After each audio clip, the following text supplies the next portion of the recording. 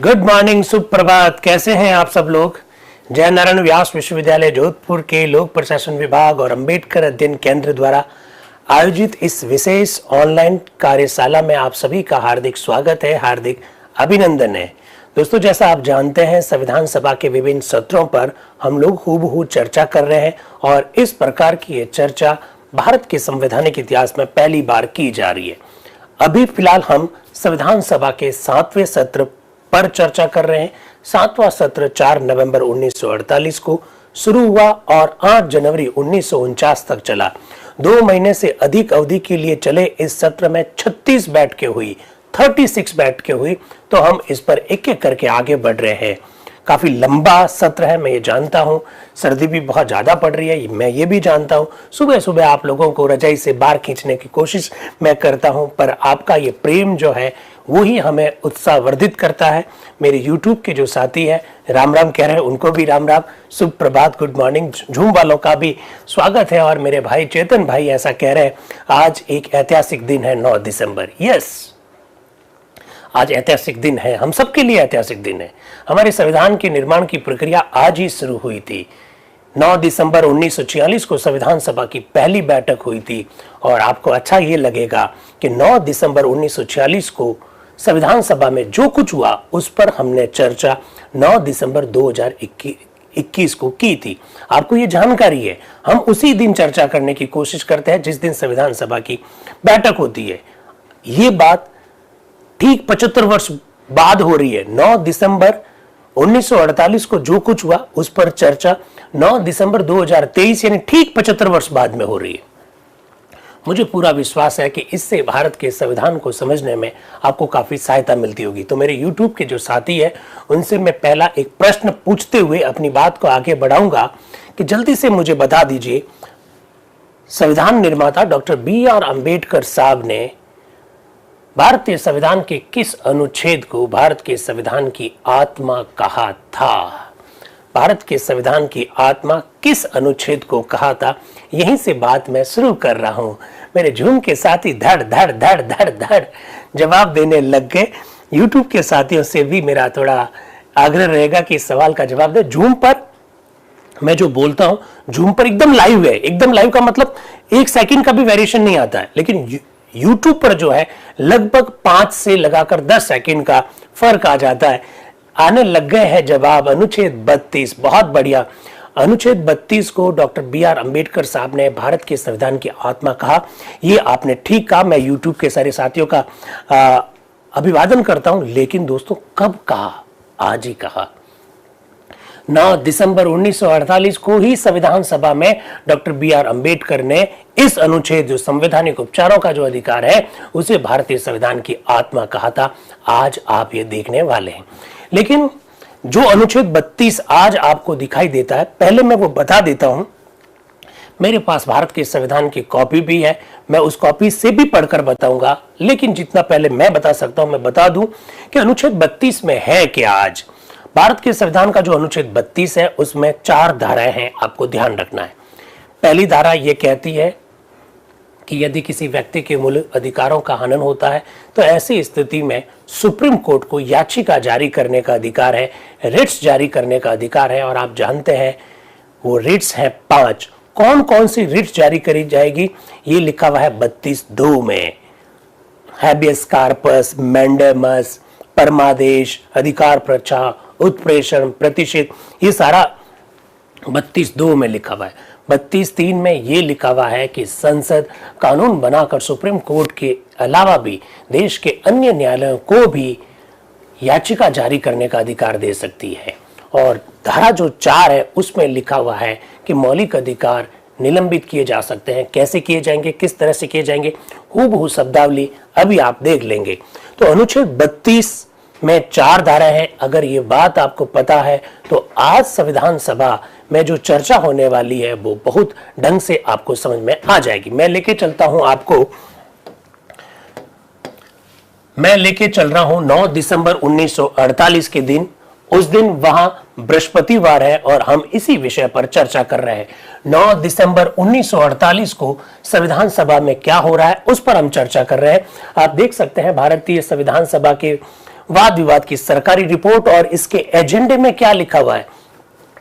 एजेंडे में आज लिखा हुआ है कि अनुच्छेद 23A पर चर्चा की जाएगी और अनुच्छेद 25, 25A, 23 और 27 पर विचार किया जाएगा। आप मुझसे ये कह सकते हैं कि सर अभी तो आप अनुच्छेद 32 कह रहे थे, लेकिन ये 25 और 25A ये क्या आ गया। आप हमेशा ध्यान रखिएगा, मसौदा संविधान के अनुच्छेदों की संख्या अलग थी, वर्तमान संविधान के अनुच्छेदों की संख्या अलग है। आप इसको भी थोड़ा ध्यान रखिएगा।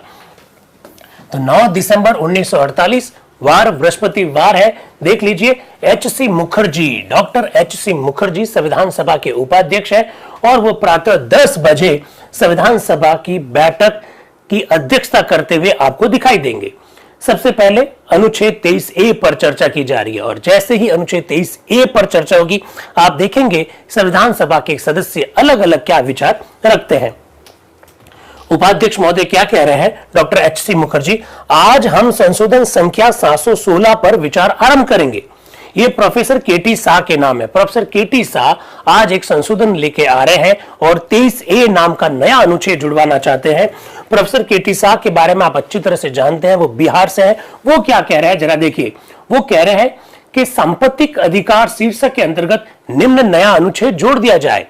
दोस्तों, आप अच्छी तरह से जानते हैं कि भारतीय संविधान जब लागू हुआ था तो अनुच्छेद 31 में संपत्ति का अधिकार भी एक मौलिक अधिकार के रूप में था। उस समय 7 मौलिक अधिकार थे, लेकिन आज 6 मौलिक अधिकार है। संपत्तिक अधिकार के शीर्षक के अंतर्गत निम्न नया अनुच्छेद जोड़ दिया जाए, ऐसा वो कह रहे हैं। कौन सा अनुच्छेद जोड़ा जाए, क्या बात हो, वो कह रहे हैं सब प्रकार की प्राकृतिक संपत्ति जैसे कि भूमि, जंगल, खान, नदियां, खनिज, झीलें और संघ के तट के चारों ओर के समुद्र के जल भारत की जनता के स्वामित्व में रहेंगे। देश की इन संपत्तियों पर किसी का निजी स्वामित्व नहीं होगा, ऐसा प्रोफेसर के.टी. शाह संशोधन लेकर आए हैं। इसके बाद में बी दास साहब उड़ीसा के हैं। वो क्या कह रहे हैं, बड़ी महत्वपूर्ण बात कह रहे हैं, जरा ध्यान देखिएगा। श्रीमान, एक औचित्य प्रश्न है। क्या औचित्य प्रश्न है कि हमने अब तक संपत्ति अधिकार संबंधी अनुच्छेद 24 पर विचार ही नहीं किया है। बी दास ने एक बड़ा ही औचित्य का प्रश्न उठाया। उन्होंने कहा कि संपत्ति के अधिकार के संदर्भ में अनुच्छेद 24 है और उस पर तो हमने विचार ही नहीं किया। उस पर विचार न करने से पहले अनुच्छेद 23A नाम का अनुच्छेद कैसे लाया जा सकता है, ऐसा बी दास उड़ीसा के जो है वो प्रश्न उठाते हैं। इसके जवाब में प्रोफेसर के.टी. शाह क्या कह रहे हैं, श्रीमान मैं बताना चाहता हूं। जैसे वो ऐसा बोलते हैं तो उपाध्यक्ष महोदय कह रहे हैं प्रोफेसर शाह को जो कुछ कहना है मैं उससे सुनना चाहता हूं, कोई बीच में नहीं बोलेगा। इसके बाद में प्रोफेसर के.टी. शाह क्या कह रहे हैं, श्री दास को कुछ गलतफहमी है, इसमें सब वर्तमान निजी संपत्तियों के राष्ट्रीयकरण की बात नहीं कही गई है। एक्चुअली में प्रोफेसर के.टी. शाह संविधान सभा में एक नया अनुच्छेद लेकर आया है। अनुच्छेद संख्या है 23A। बी दास को उस पर आपत्ति है। बी दास कह रहे हैं कि ये अनुच्छेद जो नया लेके आ रहे हैं इसका संबंध 24 से है। तो जब 24 रखा ही नहीं गया तो 23A आप पहले कैसे लेकर आ सकते हैं, जबकि संबंध 24 से ही है। तो 24A के रूप में आए तो बात समझ में आती है। क्यों आशीष भाई, अनुच्छेद 24 आप रख दोगे और फिर आप ना कोई नया अनुच्छेद जुड़वाना चाहते हो तो वो 24A के रूप में आएगा। आप 23A के रूप में कैसे लेके आ सकते हो, ऐसा बी दास प्रश्न खड़ा करते हैं। इसके बाद में उपाध्यक्ष महोदय जैसे बोलने वाले होते हैं कि पहले R.K. सिद्धवा जी बोलते हैं, जो कि मध्य प्रांत के। उपाध्यक्ष महोदय, मेरा ख्याल है कि मेरे माननीय मित्र बी दास जो कुछ कह रहे हैं वह सर्वथा ठीक है। हम अनुच्छेद 23 पर विचार कर रहे हैं, जो कि सांस्कृतिक और शिक्षा संबंधी अधिकारों के विषय में है, और यदि यह अनुच्छेद पारित हो जाता है तो ऐसा बोल रहे होते हैं कि उपाध्यक्ष बीच में बोल रहे हैं। माननीय सदस्य को वो सारी बातें दोहराने की आवश्यकता नहीं है जो श्री दास कह चुके हैं। आप दोस्तों जानते हैं कल हम अनुच्छेद 23 पर चर्चा कर रहे थे, शिक्षा और संस्कृति के अधिकार से संबंधित था। आज बैठक की शुरुआत में प्रोफेसर के.टी. शाह 23A नाम का नया अनुच्छेद लेकर आ गए। बी दास ने कहा यह गलत है, ऐसा नहीं कर सकते, क्योंकि 23A का संबंध संपत्ति के अधिकार से संबंधित है और संपत्ति के अधिकार पर हमने चर्चा ही नहीं की है। तो जिस अधिकार पर हमने चर्चा ही नहीं की है उससे संबंधित आप अनुच्छेद पहले कैसे लेकर आ सकते हो। जैसे उपाध्यक्ष महोदय सिद्धवा जी को टोकते हैं तो सिद्धवा जी कह रहे हैं सर मैं तो आपका ध्यान आकृष्ट करने की कोशिश कर रहा था। इसके बाद में सैयद मोहम्मद सादुल्ला आते हैं जो कि आसाम से हैं। दोस्तों आप लोग जानते हैं हमारी संविधान सभा के प्रारूप समिति सबसे महत्वपूर्ण समिति थी। उस प्रारूप समिति में टोटल 7 सदस्य थे। डॉक्टर बी आर अम्बेडकर साहब उस प्रारूप समिति के अध्यक्ष थे। उसमें एक मेंबर मोहम्मद सादुल्ला भी थे। मोहम्मद सादुल्ला मुस्लिम लीग से चुनकर संविधान सभा के मेंबर बने थे। वो आसाम से हैं। वो क्या कह रहे हैं मोहम्मद सादुल्ला जी, जरा देखिएगा। उपाध्यक्ष महोदय, क्या मैं आपका ध्यान प्रस्ताव की ओर आकृष्ट कर सकता हूं, जो कि संशोधन की सूचना के पृष्ठ 75 पर है। प्रोफेसर शाह का संशोधन इस प्रकार है, संपत्ति अधिकार शीर्षक के अंतर्गत निम्न अनुच्छेद जोड़ा जाए। उपाध्यक्ष महोदय कह रहे हैं, अब मैं व्यवस्था देता हूं कि प्रोफेसर शाह को अपना संशोधन 24A के अंतर्गत रखने को कहा जाए। इनका संशोधन 23A के रूप में नहीं होगा। उपाध्यक्ष महोदय कह रहे हैं, अब इनका संशोधन जो है 24A के रूप में आएगा। पहले हम 24 पे चर्चा करेंगे, इसके बाद में 24A रखने की परमिशन होगी, ऐसा उपाध्यक्ष महोदय कहते हैं। आप समझ गए होंगे। अब आ रहा है अनुच्छेद 24।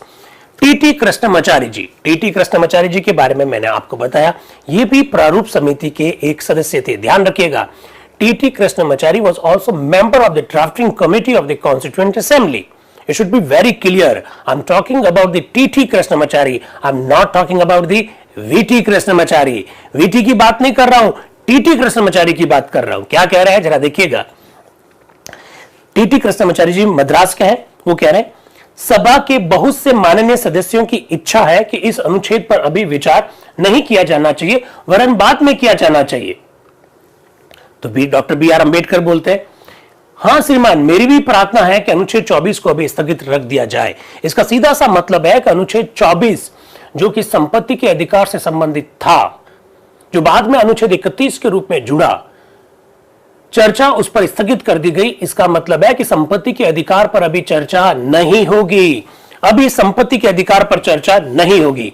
उपाध्यक्ष महोदय सभा से पूछते हैं, क्या सभा की भी यही इच्छा है? तो इसके बाद में माननीय सदस्य बोलते हैं, हाँ हमारी ये इच्छा है। तो इसके बाद में उपाध्यक्ष महोदय ने उस पर चर्चा क्या कर दी? स्थगित कर दी। इसके बाद में आता है अनुच्छेद 25। जो अनुच्छेद 25 है वही आज का संविधान का अनुच्छेद 32 है। अनुच्छेद 32 को डॉक्टर बी आर अम्बेडकर साहब ने भारतीय संविधान की आत्मा कहा। एक्चुअली में उस समय इस अनुच्छेद का नंबर था 25, जिसका नाम है संवैधानिक उपचारों का अधिकार। अब तक हम इतने दिनों से जिन मौलिक अधिकारों पर चर्चा कर रहे थे, वो मौलिक अधिकार यदि कम किए जाए, न्यून किए जाए, या उनको छीनने का प्रयत्न किया जाए, या फिर उनका उल्लंघन किया जाए, तो हमारे पास एक हथियार है उन मौलिक अधिकारों की रक्षा का, और वो अधिकार हमको दिया जा रहा है, आज दिया जा रहा है। तो संविधान सभा के लिए 9 दिसंबर का दिन बड़ा ऐतिहासिक दिन है। 9 दिसंबर को संविधान सभा की पहली बैठक हुई 1946 में, और 9 दिसंबर 1948 को संविधान सभा ने अनुच्छेद 25 पारित किया, जो आज अनुच्छेद 32 के रूप में जाना जाता है। वैसे मैं मेरे YouTube और Zoom के साथियों को एक और बात के लिए आकर्षित करना चाहता हूं, ध्यान उनका। आज संविधान सभा के एक मेंबर भी कहेंगे, मेरे लिए भी ये बड़ा ऐतिहासिक दिन है। वो कहेंगे, मेरे लिए भी ये बड़ा ऐतिहासिक दिन है। पता वो क्यों कहेंगे? क्यों कहेंगे आप बताइए? वो कहेंगे, मेरा पहली बार संशोधन मंजूर होने जा रहा है। मैं जब भी कोई संशोधन रखता हूं खारिज कर दिया जाता है। मेरा संशोधन पहली बार मंजूर होने जा रहा है, इसलिए मेरे लिए भी बड़ा एक ऐतिहासिक दिन है। आज ऐसी चर्चा भी आएगी। आगे बढ़ते हैं। अनुच्छेद 25 जो आज का अनुच्छेद 32 है, जानते हैं ना क्या है? 4 बातें मैंने बोली, आपको मोटी मोटे तौर पर मैंने बोली। मैं चाहता हूं कि एक बार आप उन बातों को सुन लीजिए, क्योंकि अगर आप इन बातों को सुन लेंगे तो आपके कंसेप्ट बड़े क्लियर हो जाएंगे। अनुच्छेद 32 में 4 बातें। नंबर 1, पहली बात क्या लिखी हुई है?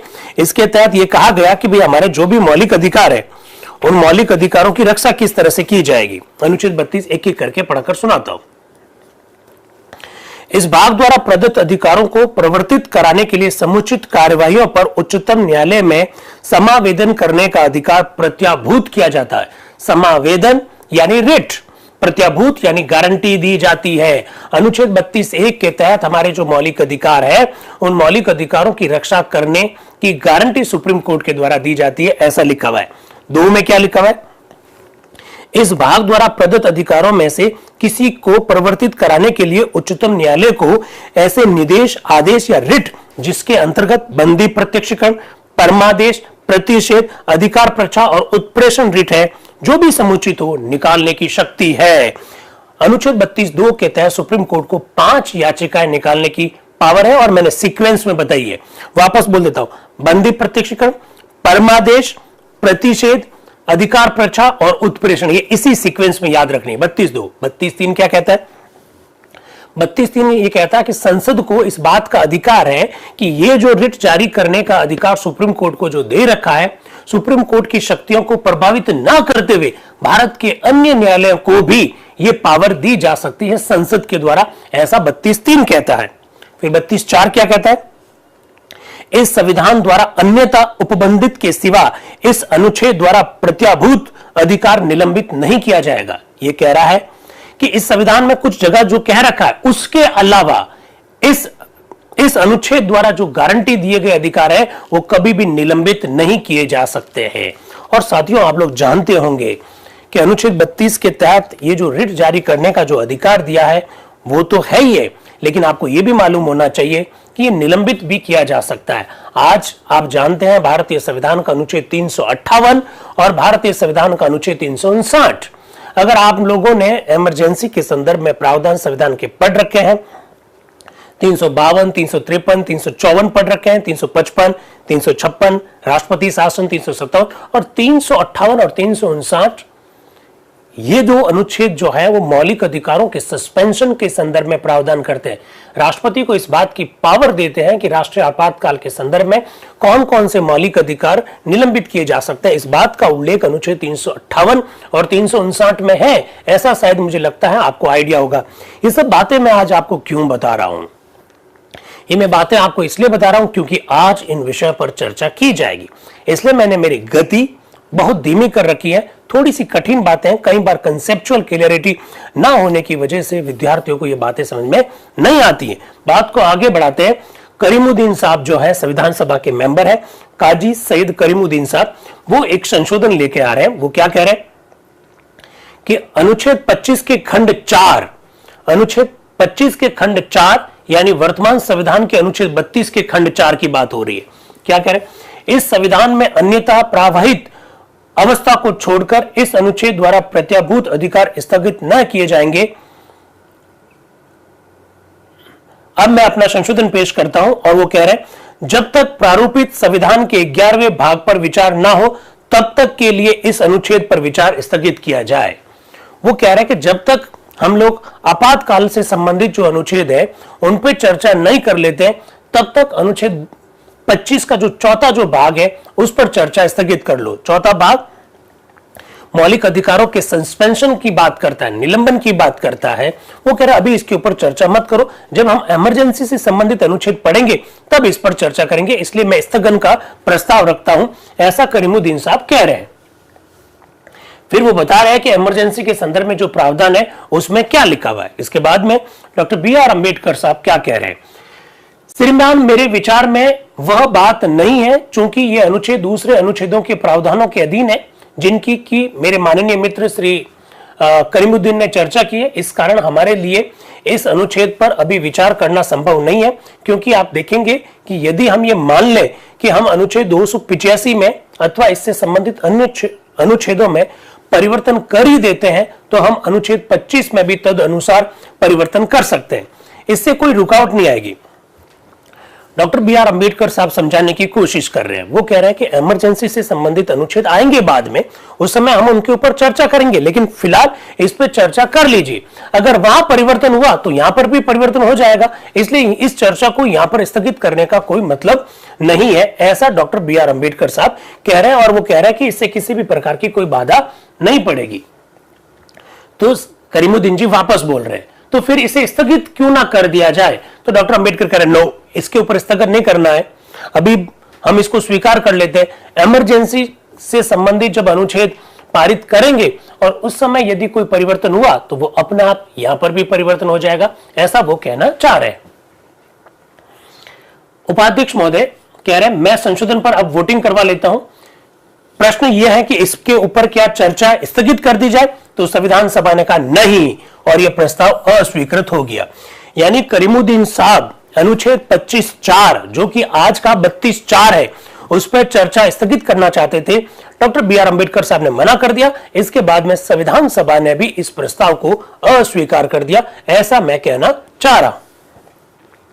इसके बाद में उपाध्यक्ष महोदय कह रहे हैं कि संशोधन संख्या 782 की अनुमति नहीं दी जाती है और 783 जो है मिस्टर नजरुद्दीन अहमद के नाम में है। इसी बीच के संतानम साहब क्या कह रहे हैं जरा देख लीजिए।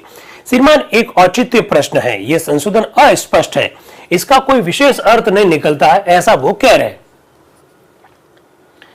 तो उपाध्यक्ष महोदय कह रहे हैं अरे पहले नजरुद्दीन जी अहमद साहब को तो सुन लो, वो खुद क्या कह रहे हैं, उनको तो पहले सुन लीजिए। तो फिर नजरुद्दीन जी अहमद साहब क्या कह रहे हैं जरा देखिए। वो कह रहे हैं कि अनुच्छेद 25 के खंड 1 के स्थान पर निम्न बात रखी जाए। अनुच्छेद 25(1) में क्या लिखा हुआ है? अनुच्छेद 25(1) में लिखा हुआ है कि सुप्रीम कोर्ट को मौलिक अधिकारों को प्रवर्तित कराने के लिए याचिका जारी करने का पावर होगा। ऐसा मैंने अभी आपको थोड़ी देर पहले अनुच्छेद 32(1) के अंतर्गत बताया था। अब नजरुद्दीन जी अहमद साहब कह रहे हैं कि ये जो 25(1) है इसकी जगह पर मेरी बात लिख दो। क्या लिख दो जरा देखिएगा। प्रत्येक व्यक्ति को अधिकार होगा कि वह उचित कार्यवाही द्वारा इस भाग द्वारा प्रदत्त अधिकारों को क्रियान्वित करवाएं।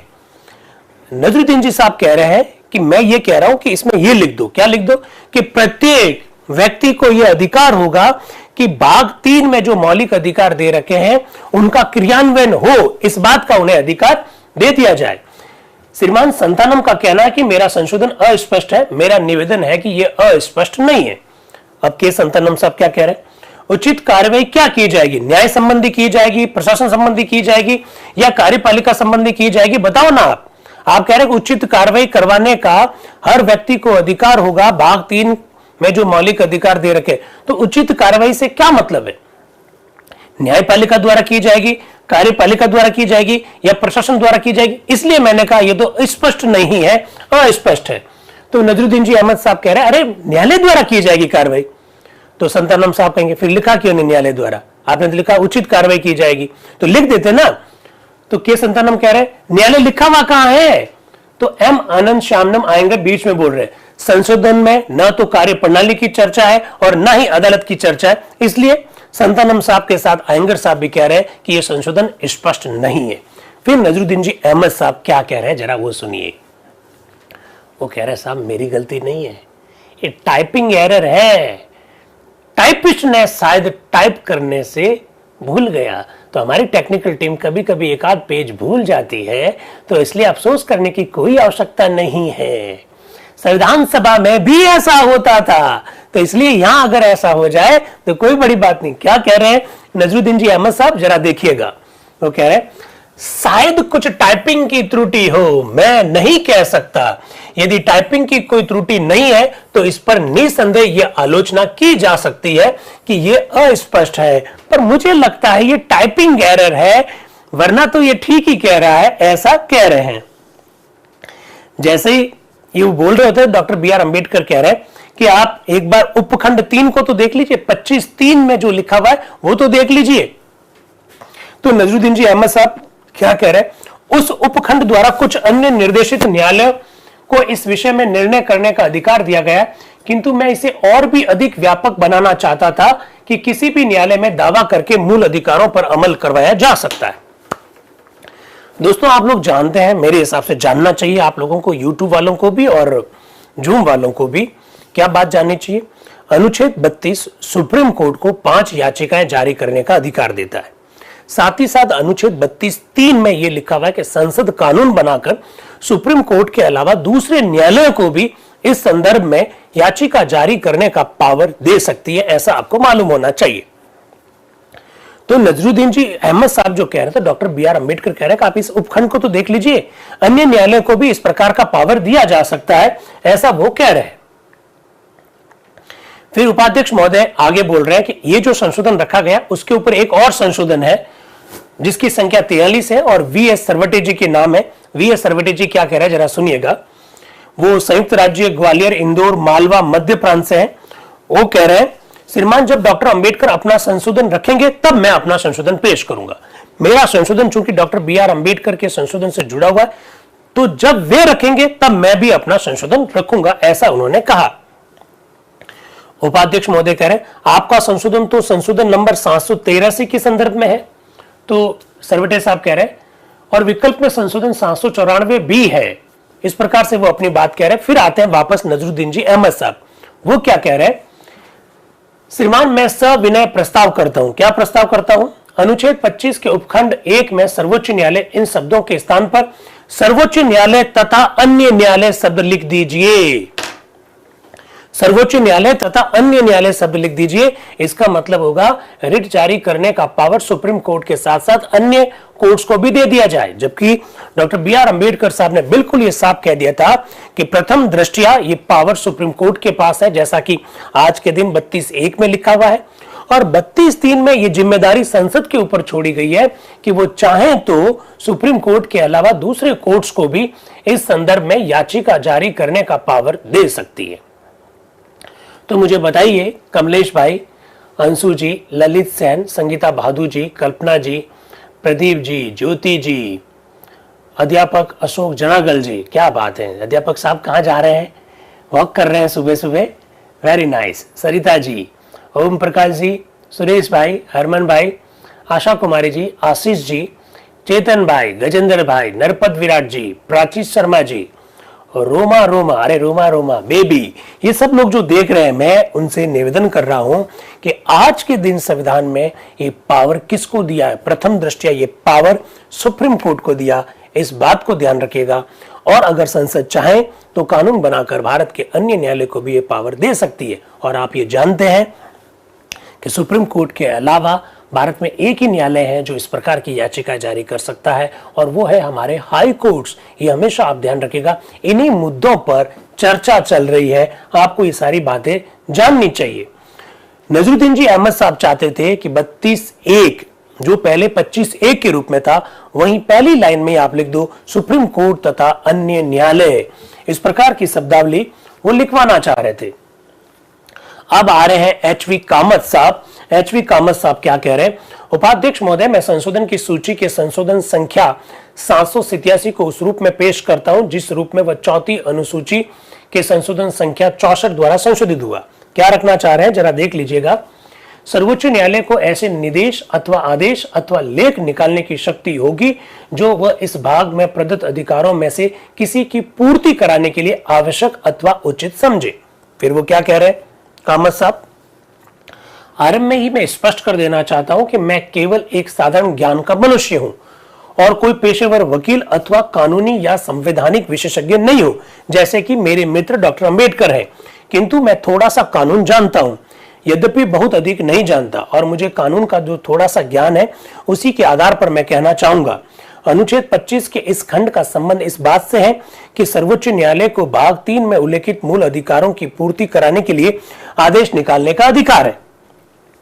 मेरे विचार में जहां तक सर्वोच्च न्यायालय का संबंध है, वह निश्चित करना आवश्यक नहीं है कि उसे क्या क्या लेख विशेष निकालने चाहिए। श्रीमान, अंततः यह हो सकता है कि कानूनी तथा संवैधानिक उपक्रम के विकास के फलस्वरूप अन्य प्रकार के लेख चालू हो जाए जिनका कि इसमें उल्लेख नहीं किया गया, और जब भी एक खास मुकदमा सर्वोच्च न्यायालय के सामने आए तब यह हो सकता है कि न्यायालय उसके सब पहलुओं पर विचार करके कोई लेख निकाले, याचिका निकाले, और इनमें से कोई हो अन्यथा नया बनाया गया हो। मेरे विचार से यह प्रसंग से कानून बनाने का अत्यंत दुखद उदाहरण है।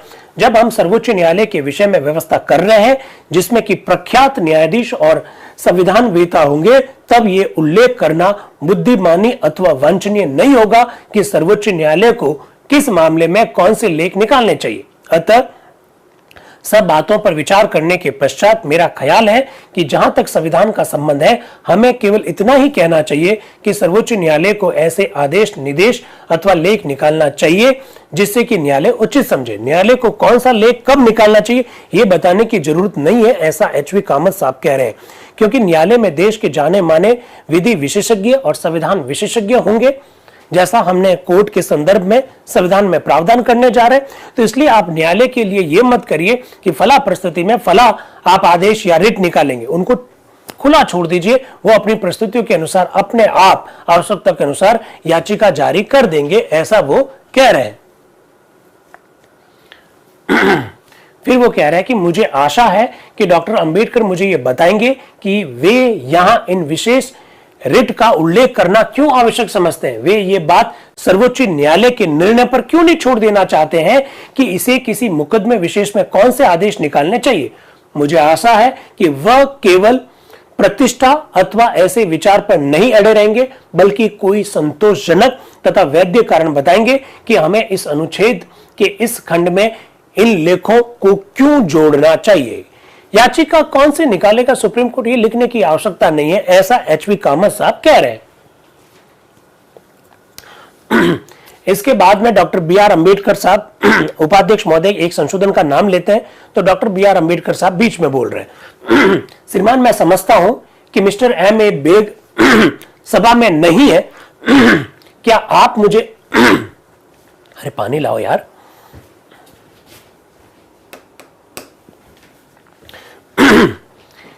एम ए बेग साहब का नाम पुकारा जाता है तो वो कहते हैं पानी पानी पानी पानी। एम ए बेग साहब का नाम जैसे ही पुकारा जाता है तो वो कह रहे हैं कि वो सभा में उपस्थित नहीं है, तो क्या मैं उनकी ओर से संशोधन रख दूं क्या, ऐसा वो कहते हैं। तो नजरुद्दीन जी अहमद साहब कह रहे हैं यदि सभा को स्वीकार्य है तो मैं इस संशोधन को पेश करना चाहता हूं। तो उपाध्यक्ष महोदय कह रहे हैं क्या सभा मिस्टर नजरुद्दीन अहमद को इसे पेश करने की अनुमति देती है? तो सदस्य ने कहा हाँ अनुमति है। इसका सीधा सा मतलब है कि संविधान सभा में किसी सदस्य ने यदि कोई संशोधन रखा है और उस दिन वो संशोधन को रखने के लिए स्वयं उपस्थित नहीं है, तो संविधान सभा किसी दूसरे सदस्य को भी यह अधिकार दे सकती थी कि वो उस संशोधन को रखें। तो नजरुद्दीन जी अहमद साहब उनके बिहाफ पर वो संशोधन रख रहे हैं। क्या रख रहे हैं? अनुच्छेद 25 के खंड 2 में अंग्रेजी के in the nature of the writs of इन शब्दों के स्थान पर और writs including writs in the nature of ये शब्द रख दिए जाए, ऐसा वो कह रहे हैं। फिर वो क्या कह रहे हैं नजरुद्दीन जी अहमद साहब, जरा देखिएगा, बड़ी महत्वपूर्ण बात कह रहे हैं। 9 दिसंबर की डेट उनके लिए किस तरह से महत्वपूर्ण हो रही है वो जरा देख लीजिएगा। यूट्यूब और जूम के साथी जरा सुनिएगा ध्यान से। 9 दिसंबर हमारे लिए इसलिए महत्वपूर्ण है कि संविधान सभा की पहली बैठक हुई। 9 दिसंबर हमारे लिए इसलिए भी महत्वपूर्ण है क्योंकि आज भारतीय संविधान का अनुच्छेद जो 32 आपको दिखाई देता है वो पारित हुआ। और नजरुद्दीन जी अहमद साहब जो कि संविधान सभा के मेंबर है, उनके लिए क्यों महत्वपूर्ण है जरा देखिएगा। श्रीमान इस सभा में मेरे जीवन का ये एक महत्वपूर्ण दिवस है कि ये एक ही संशोधन है जो कि स्वीकृत होने वाला है। ये संशोधन मेरा सौतेला पुत्र है और शायद इसलिए माननीय सदस्य इसे स्वीकार करने जा रहे हैं। इस पर व्याख्या करने की मुझे कोई आवश्यकता नहीं है। नजरुद्दीन जी साहब कह रहे हैं कि मेरे लिए आज इस बड़ा महत्वपूर्ण दिन है कि मेरा एक संशोधन आज स्वीकार होने जा रहा है और ये एकमात्र संशोधन है जो स्वीकार हो रहा है। फिर उन्होंने कहा, मैं जूम और यूट्यूब के साथियों से पूछ रहा हूं, फिर उन्होंने कहा कि यह संशोधन जो मेरा सौतेला पुत्र है, ऐसा क्यों कहा जरा बताओ। प्रदीप विष्णु जी जुड़े हैं, बताइए भाई प्रदीप जी, ऐसा उन्होंने क्यों कहा कि यह संशोधन जो है मेरा सौतेला पुत्र है? ऐसा उन्होंने इसलिए कहा कि यह संशोधन उनका नहीं था, यह तो संशोधन किसी और का था। यह किसी और का संशोधन था, एम ए बेग साहब का संशोधन था जो उपस्थित नहीं थे, तो उनके बिहाफ पर नजरुद्दीन जी अहमद साहब ने यह संशोधन रखा और वो संशोधन स्वीकार होने जा रहा था। पता है, जैसे उन्होंने कहा कि आज मुझे बड़ी खुशी है, मेरे लिए बड़ा ऐतिहासिक दिन है कि मेरा संशोधन स्वीकार होने जा रहा है, एक प्रॉब्लम हो जाएगी। आप संविधान सभा की इन बहस को देखिए, अपनी तार्किक क्षमता में वृद्धि कीजिए। जैसे ये कहा कि मेरा संशोधन स्वीकार होने जा रहा है, एक आपत्ति आएगी। आप मुझे बताओ क्या आपत्ति आ सकती है? ये सब बातें आपको जीवन में बहुत ज्यादा प्रेरणा देगी कि किस प्रकार की बात कब बोलनी चाहिए। एचवी कामत साहब कहेंगे, आपको कैसे मालूम पड़ा कि यह संशोधन स्वीकार होने जा रहा है? आपको पहले से कैसे मालूम पड़ गया कि आपका यह संशोधन स्वीकार होने जा रहा है? इस प्रकार की बात एचवी कामत साहब कहेंगे। जरा देखिएगा, एचवी कामत साहब कह रहे हैं, एक औचित्य प्रश्न है, क्या संशोधन के पेश होते ही मेरे मित्र के लिए यह कहना ठीक है क्या कि यह स्वीकृत होने जा रहा है? ये टेक्निकल बातें समझिए आप, कितनी गजब की बात है। फिर नजरुद्दीन जी अहमद साहब कह रहे हैं, अरे मैंने तो अफवाह सुनी थी, लोग आपस में चर्चा कर रहे थे कि ये इस बार पारित कर देंगे, तो इसलिए मैंने तो कहा। तो थोड़ा सा ध्यान रखिए, इस प्रकार ये संशोधन इन्होंने रखा जिसके स्वीकार होने की संभावना है, बेग साहब का है ओरिजिनली। हाँ, गोपनीयता भंग हो जाती है भाई। फिर डॉक्टर बी आर अंबेडकर साहब क्या कह रहे हैं, आपकी अनुमति से मैं कुछ शब्द जो कि गलती से मसौदे में आ गए हैं, एक दो सुधार करूंगा, मेरा संशोधन है। अब डॉक्टर बी आर अंबेडकर साहब उपाध्यक्ष महोदय को कह रहे हैं कि मसौदा संविधान में कुछ एक दो शब्द गलती से आ गए हैं, मैं चाहता हूं कि उसमें संशोधन कर दिया जाए, और फिर वो इन शब्दों में संशोधन करने के लिए कुछ बातें रखते हैं। इसके बाद में आते हैं वी एस सरवटे साहब। श्रीमान, मैं जो संशोधन पेश कर रहा हूं वो इस प्रकार से है। किस प्रकार से? वो कह रहे हैं इस अनुच्छेद से उत्पन्न होने वाले मामलों का निर्णय करने में सर्वोच्च न्यायालय को तथ्य संबंधी प्रश्नों पर विचार करने की शक्ति होगी। कुल मिलाकर सरवटे साहब जो है सुप्रीम कोर्ट के पावर में वृद्धि करना चाहते हैं। इसके बाद में उपाध्यक्ष महोदय नए संशोधन के लिए बुलाते हैं, और संशोधन संख्या 44 और 45 जो कि नजरुद्दीन जी अहमद साहब के नाम ही है, उनका नाम पुकारा जाता है। नजरुद्दीन जी अहमद साहब क्या कह रहे हैं, तब तक मैं पानी पी लेता हूं, जरूरी है।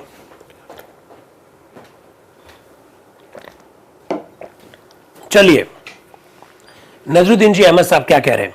श्रीमान, मैं संख्या 45 को पेश ही नहीं करना चाहता हूं, इस पर कुछ आपत्ति हो सकती है, इसलिए मैं खाली 44 ही पेश करूंगा। क्या है 44, जरा देख लीजिएगा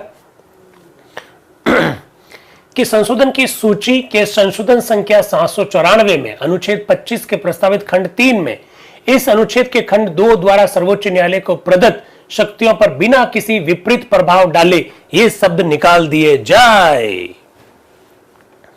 आप जानते हैं साथियों, आज का अनुच्छेद 32(3) ये कहता है कि सर्वोच्च न्यायालय के पावर पर विपरीत प्रभाव डाले बिना संसद कानून बनाकर भारत के अन्य न्यायालयों को भी याचिका जारी करने का पावर दे सकती है। वो कह रहे हैं कि इस प्रकार की शब्दावली जो है वो हटा दीजिए। श्रीमान, मूल खंड में किसी दूसरे न्यायालय को ऐसी शक्तियां प्रदान करने का प्रयत्न किया गया है जो कि खंड 1 के अंतर्गत सर्वोच्च न्यायालय के पास है। जैसा कि हम इस खंड में पहले ही कह चुके हैं, संसद विधि द्वारा किसी अन्य न्यायालय को शक्ति प्रदान कर सकती है। किसी दूसरे न्यायालय को इन शब्दों से पता चलता है कि यह दूसरे न्यायालय को प्रदत्त शक्ति पूरक शक्ति है, और इससे सर्वोच्च न्यायालय की शक्तियों पर कोई विपरीत प्रभाव नहीं पड़ेगा। सर्वोच्च न्यायालय की शक्तियों की तो बहुत सुनिश्चित परिभाषा की गई है कि वह अन्य समस्त न्यायालयों पर सर्वथा सर्वोच्च है। अतः सर्वोच्च न्यायालय की शक्तियों पर बिना किसी विपरीत प्रभाव के यह शब्द अनावश्यक है। वास्तव में संशय की कोई संभावना ही नहीं है कि सर्वोच्च न्यायालय की शक्ति सर्वोपरि है। इन परिस्थितियों में ये शब्द मुझे अनावश्यक प्रतीत होते हैं, इसलिए उनको हटा दीजिए, ऐसा वो कह रहे हैं। वो बाद में कह रहे हैं वास्तव में इस विषय में सर्वोच्च न्यायालय की शक्तियां बहुत सुनिश्चित है। सर्वोच्च न्यायालय इस शब्द से ही प्रतीत होता है कि वह सब विषय में सुप्रीम है। When we are using a word Supreme Court, it's mean what? इसका मतलब है इसमें बहुत सारी चीजें अपने आप ही शामिल हो गई। When you are using a word Supreme, it means Supreme. इसका मतलब सुप्रीम ही होता है। सुप्रीम का मतलब इसके बाद और कुछ नहीं होता है, ऐसा ही वो कहना चाह रहे हैं। इसके बाद में उपाध्यक्ष महोदय और संशोधनों के बारे में बात करते हैं। वो कह रहे हैं कि संशोधन संख्या 796 को पेश करने की परमिशन नहीं दी जाती है। 797, 798 और 800 पेश नहीं किए गए। अब 801 जो कि कामत और मिस्टर तजमुल हुसैन दोनों के संयुक्त नामों से है। तो एचवी कामत साहब कह रहे हैं मैं मिस्टर तजमुल हुसैन को इसको प्रस्तावित करने के लिए अपना अधिकार छोड़ता हूं। दोनों का संशोधन एक जैसा था, तो एचवी कामत साहब कह रहे ठीक है, इनको रखने दीजिए, मैं नहीं रख रहा हूं। तो तजमुल हुसैन साहब क्या कह रहे हैं, उपाध्यक्ष महोदय मैं सविनय प्रस्ताव करता हूं। क्या करता हूं? अनुच्छेद 25 के खंड 4 को हटा दिया जाए। अनुच्छेद 25 के खंड 4 को हटा दिया जाए। आज जो भारतीय संविधान का अनुच्छेद 32 का खंड 4 है, जो ये कहता है कि संविधान में दिए गए प्रावधानों के अलावा मौलिक अधिकार कभी सस्पेंड नहीं किए जाएंगे। अनुच्छेद 32 वाले मौलिक अधिकार कभी सस्पेंड नहीं किए जाएंगे इस संविधान में दिए गए प्रावधानों के अलावा। यानी इस संविधान के कुछ प्रावधान हैं जिसके अंतर्गत मौलिक अधिकार सस्पेंड किए जा सकते हैं। और आप शायद जानते होंगे भारतीय संविधान का अनुच्छेद 358 और 359 इस प्रकार की पावर्स राष्ट्रपति को देता है, जानते हैं। तजमुल हुसैन साहब कह रहे हैं ये बात ही हटा दो। ये बात हटा दी तो इसका मतलब मौलिक अधिकार कभी भी निलंबित नहीं किए जा सकते हैं। इसका मतलब यह होता है, इसका मतलब यह होता है। तजमुल हुसैन साहब ने यह बात कही। उन्होंने कहा एक हाथ से देते हो, दो हाथ से ले लेते हो मौलिक अधिकार। ये उसी तरह की बात है। जरा देखिएगा क्या कह रहे हैं। श्रीमान, अनुच्छेद 9 के अधीन धर्म, जाति आदि के आधार पर राज्य किसी नागरिक के विरुद्ध भेद नहीं करेगा। नागरिक को किसी दुकान, भोजनालय, होटल आदि में प्रवेश करने की अनुमति है। उसे कुएं, तालाब, सड़कों का प्रयोग करने की अनुमति है। अनुच्छेद 13 के अंतर्गत नागरिक जो चाहे व्यवसाय कर सकता है। अनुच्छेद 25 के अंतर्गत नागरिक अपने इन अधिकारों की रक्षा करने के लिए सुप्रीम कोर्ट में जा सकता है और सर्वोच्च न्यायालय इस प्रकार की याचिकाएं जारी कर सकता है। किंतु श्रीमान, अनुच्छेद 25 के खंड 4 में उपरोक्त अधिकारों के स्थगन की चर्चा है। सर, ये ऐसा क्यों कर रहे हो आप? इन अधिकारों को छीन क्यों रहे हो? इन अधिकारों को निलंबित क्यों कर रहे हो? और राष्ट्रपति को इस प्रकार की पावर क्यों दे रहे हो जिसके तहत ये मौलिक अधिकार छीने जा सकते हैं? ऐसा वो कह रहे हैं। इसके बाद में आते हैं काजी सईद करीमुद्दीन साहब। वो क्या कह रहे हैं? उपाध्यक्ष महोदय, मैं प्रस्ताव करता हूं। क्या प्रस्ताव करते हैं जरा देखिएगा। अनुच्छेद 25 के खंड 4 में इस संविधान में अन्यथा प्रावहित अवस्था, इन शब्दों के स्थान पर विद्रोह अथवा आक्रमण की अवस्था तथा जब इस संविधान के भाग 9 के अधीन आपातकाल, राष्ट्रीय आपातकाल घोषित किया जाए उस अवस्था, यह शब्द रख दिया जाए। क्या बात है, क्या बात है। देखिए, वो कह रहे हैं कि इस अनुच्छेद में एक बात लिख दो। क्या लिख दो? कि जब देश में राष्ट्रीय आपातकाल लग जाए, युद्ध हो जाए या आक्रमण हो जाए, यह स्थिति लिख दो। इस स्थिति में मौलिक अधिकार सस्पेंड किए जा सकते हैं। इस प्रकार की शब्दावली लिख दो। यह सईद करीमुद्दीन साहब कह रहे हैं।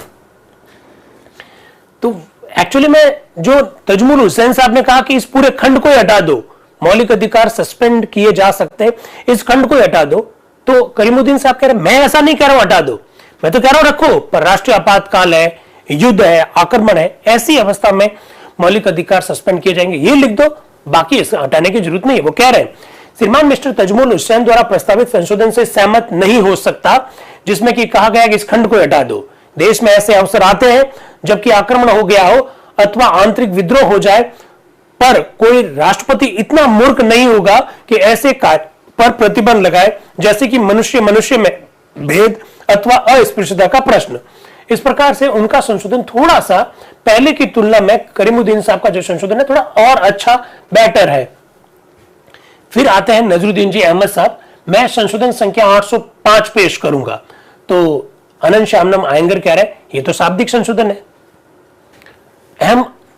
अनंत श्यामनम आयंगर साहब कहेंगे ये तो शाब्दिक संशोधन है। तो कौन शाब्दिक है, कौन शाब्दिक नहीं है, it should be decided by the chairman of the constituent assembly। संविधान सभा के अध्यक्ष को यह निश्चय करना चाहिए, किसी और को नहीं। और अगर आपको याद है तो आयंगर साहब की इसी प्रकार की एक बात पर संविधान सभा के एक मेंबर्स ने कहा यह अधिकार आपको नहीं है। हमारे लिए उपाध्यक्ष महोदय यहाँ है, उनको व्यवस्था करने दीजिए। आप समझ रहे हैं, संविधान सभा में ये सारी बातें हुई थी। चलिए आगे बढ़ते हैं। नजरुद्दीन जी अहमद साहब अपना संशोधन रख रहे हैं। वो कह रहे हैं अनुच्छेद 25 के खंड 4 में प्रत्याभूत यानी गारंटी शब्द के स्थान पर कंफर्म शब्द रख दिए जाए, प्रदत्त शब्द रख दिए जाए। शाब्दिक संशोधन है, फिर भी इनको रखने की परमिशन दी गई। फिर वो कह रहे हैं मेरा संशोधन 791 केवल शाब्दिक संशोधन नहीं है, इससे आशय पूर्णतः बदल जाता है। क्या मुझे एक ही मिनट में इसे पेश करने की अनुमति मिल सकती है? तो उपाध्यक्ष महोदय ने कहा नहीं। नजरुद्दीन जी अहमद साहब ने कहा अरे इससे आशय बदल जाता है, मैं आपसे इस पर विचार करने का अनुरोध करता हूं। मैं आपके सुविचारपूर्ण निश्चय को सिरोधार्य करूंगा। तो उपाध्यक्ष कह रहे हैं अच्छा आप मेरे निर्णय को सिरोधार्य करेंगे तो ठीक है, बैठ जाओ। आप मेरे निर्णय को सिरोधार्य करेंगे तो ऐसा है तो आप उसे पेश नहीं करेंगे। अब मेरा निर्णय मान लो। जैसा कई बार जीवन में होता है ना कि साहब ये मुझे ये चाहिए, ये चीज चाहिए। अब जो देने वाला वो कह रहे यार ऐसा नहीं है, मैं इसको नहीं दे सकता। अरे नहीं मुझे ये चाहिए। कह रहे मैं नहीं दे सकता। अरे नहीं मुझे चाहिए।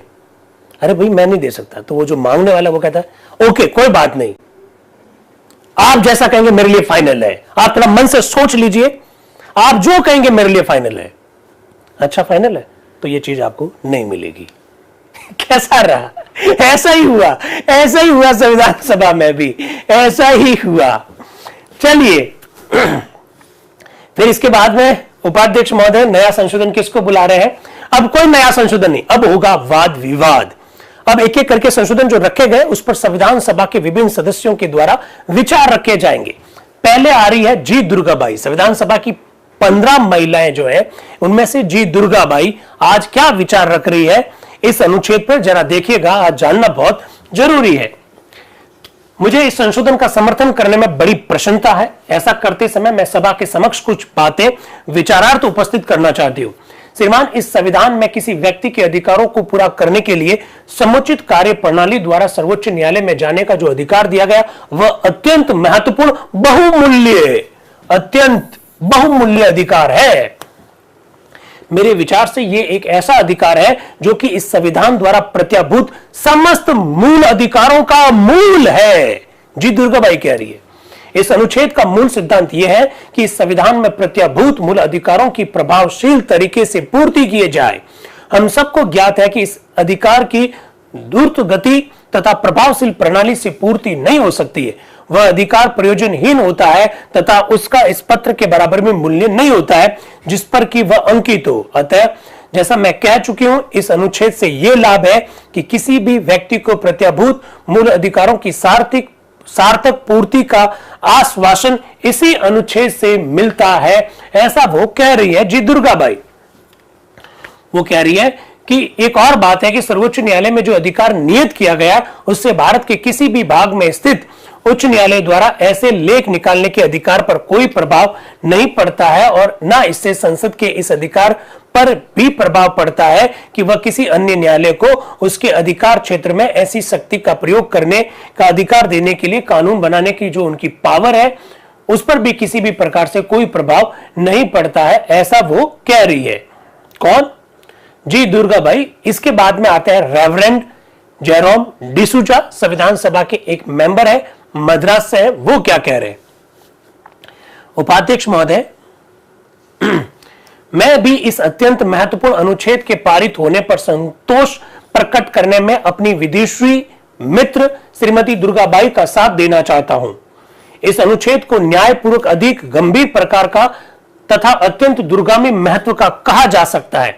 श्रीमान, मुझे विश्वास है कि इस सभा के सदस्यों को स्मरण हो जाएगा कि आज इस महान सभा के उद्घाटन की द्वितीय वर्षगांठ है।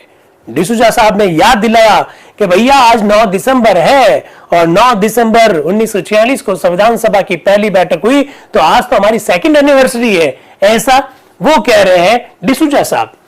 और निसंदेह यह महत्व शून्य बात नहीं है कि मूल अधिकारों पर होने वाले वाद विवाद की समाप्ति पर पहुंचकर इन अधिकारों के भवन की शिखर शिला आज रखी जा रही है।